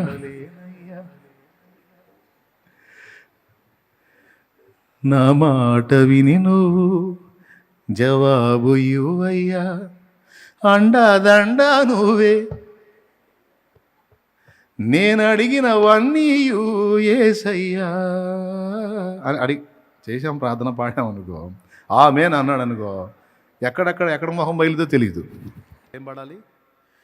నా క్షేమాధారము నువ్వే ఈ జగతిలో, ఆక్షేపణ చెయ్యను నేను ఏ కొరతలో, నా క్షేమాధారము నువ్వే ఈ జగతిలో, ఆక్షేపణ చెయ్యను నేను ఏ కొరతలో, కలతలలో నేను కలవరపడనయ్యా, నీ తలపులలో నేనున్నా అంతే చాలయ్యా, కలతలలో నేనున్నా కలవరపడనయ్యా, నీ తలపులలో నేనున్నా అంతే చాలయ్యా, నువ్వు లేకుండా నేనుండలేనయ్యా, నీ తోడు లేకుండా జీవించలేనయ్యా, అండాదండా నువ్వే యేసయ్యా, నా కొండ కోట నువ్వేసయ్యా, అండాదండా నువ్వే యేసయ్యా, నా కొండ కోట నువ్వేసయ్యా, కావాలి కావాలి, యేసు నువ్వే కావాలి, రావాలి రావాలి, నీ సన్నిధి నాతో రావాలి, కావాలి కావాలి, యేసు నువ్వే కావాలి, రావాలి రావాలి, నీ సన్నిధి నాతో రావాలి. దేవునికి మహిమ. జవాబు రాని ప్రార్థనలకు ఇంకా డబల్ స్తోత్రం. ఎందుకంటే దేవన్నా, నాకు ఈ ప్రార్థనకి జవాబు రాలేదంటే మొత్తానికి ఏదో నా మొహం పగిలే అవకాశం ఉంది, దాని నుంచి నన్ను కాపాడినందుకు నీకు స్తోత్రం. నా దృష్టికి మంచిగానే అనిపిస్తుంది, అది ఉంటే బాగుండి అనిపిస్తుంది, కానీ దాని వెనుక లాభ నష్టాలు నాకు తెలియదు. కాబట్టి జవాబు ఇచ్చిన ప్రార్థనల కొరకు స్తోత్రం, ఇవ్వని వాటి కొరకు కూడా, ఎందుకంటే నా మంచి కోరే వాళ్ళలో నీకంటే ఎక్కువ ఎవ్వరు లేరు తండ్రి. నా క్షేమాధారము నువ్వే,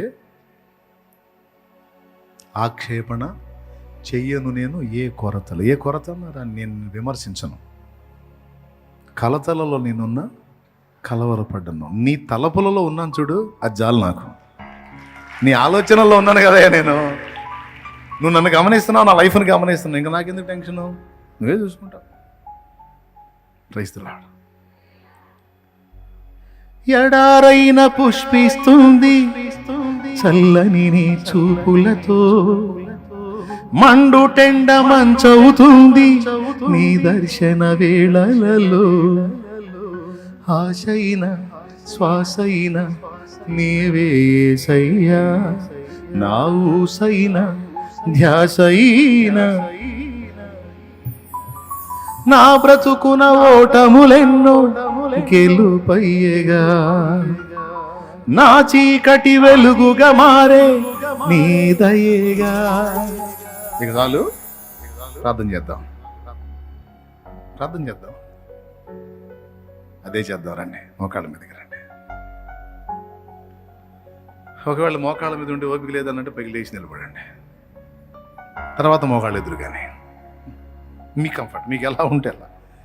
ఒకవేళ పాపం కొంతమంది కూర్చొని పట్టుకుపోయి ఉంటే అందుకని పైకి లేచి నిలబడచ్చు, నేనేమనుకోను. లేదన్నా నాకు మోకాళ్ళు బాగానే ఉన్నాయి, నేను వేస్తానంటే మోకాళ్ళు అయ్యి ప్రార్థన చేద్దాం. మరి ఇప్పుడు ఇక నేను ముగిస్తాను. మీకు ప్రార్థనకు టైం ఇచ్చి నాకెళ్ళి ఒకసారి చూడండి, ఆ తర్వాత కళ్ళు ముద్రగాలి. మీకు ప్రార్థన టైం ఇచ్చి, ప్రార్థన నడిపింపు కొరకు మిమ్మల్ని అప్పగించి నేను ముగింపులో తీసుకెళ్తా. అంతకుముందు 3 దాకా ప్రార్థన చేయించేవాడు, ఇప్పుడు ఏందో మరి 1:30, 2 ముగిస్తున్నావు అని కొంతమంది ఫీలింగ్స్. అంతకుముందు 10:30 మొదలుపెట్టి ఇప్పుడు 9గా మొదలు పెడుతున్నాం. జస్ట్ టైంను కొంచెం ముందుకు తీసుకొచ్చాం అంతే. గంటలు అయ్యే. స్తోత్రం, హల్లెలూయా. Okay, right. ప్రార్థన చేద్దామా? ఎప్పుడన్నా మనస్ఫూర్తిగా సిద్ధపడ్డారా, లేకపోతే ప్రార్థన చేయమన్నానని లేచారా? ఇక అది మీ ఫీలింగ్, మీకు ఎలా ఉందో, మీకు చేయాలనిపిస్తుందో లేదో. మరి ఈ రాత్రి మేల్కొని నువ్వు చేసే ప్రార్థనకు జవాబు ఉంది, ఖచ్చితంగా సీరియస్గా తీసుకుంటాడన్న నమ్మకం ఉందా? ఎంతమందికి ఉందా? ఎలారా? డౌట్ లేదా? రైట్, ప్రార్థన చేయి. నువ్వు మారు మనసు పొంది బాప్తీసం పొందని మొత్తుకోవటం కూడా పక్కన పెట్టా నేను. ఎందుకంటే అననీయ నాకు ఒక ఐడియా చెప్పాడు. అననీయ, బైబిల్లో అననీయ 22 అపోస్తలుల కార్యాలు 22, సౌలా సహోదరా ఇక తడవు చేయట ఎందుకు, ప్రభువు నామమున ప్రార్థన చేసి బాప్తీసం పొంది పాపాలు కడిగేసుకో అన్నాడు.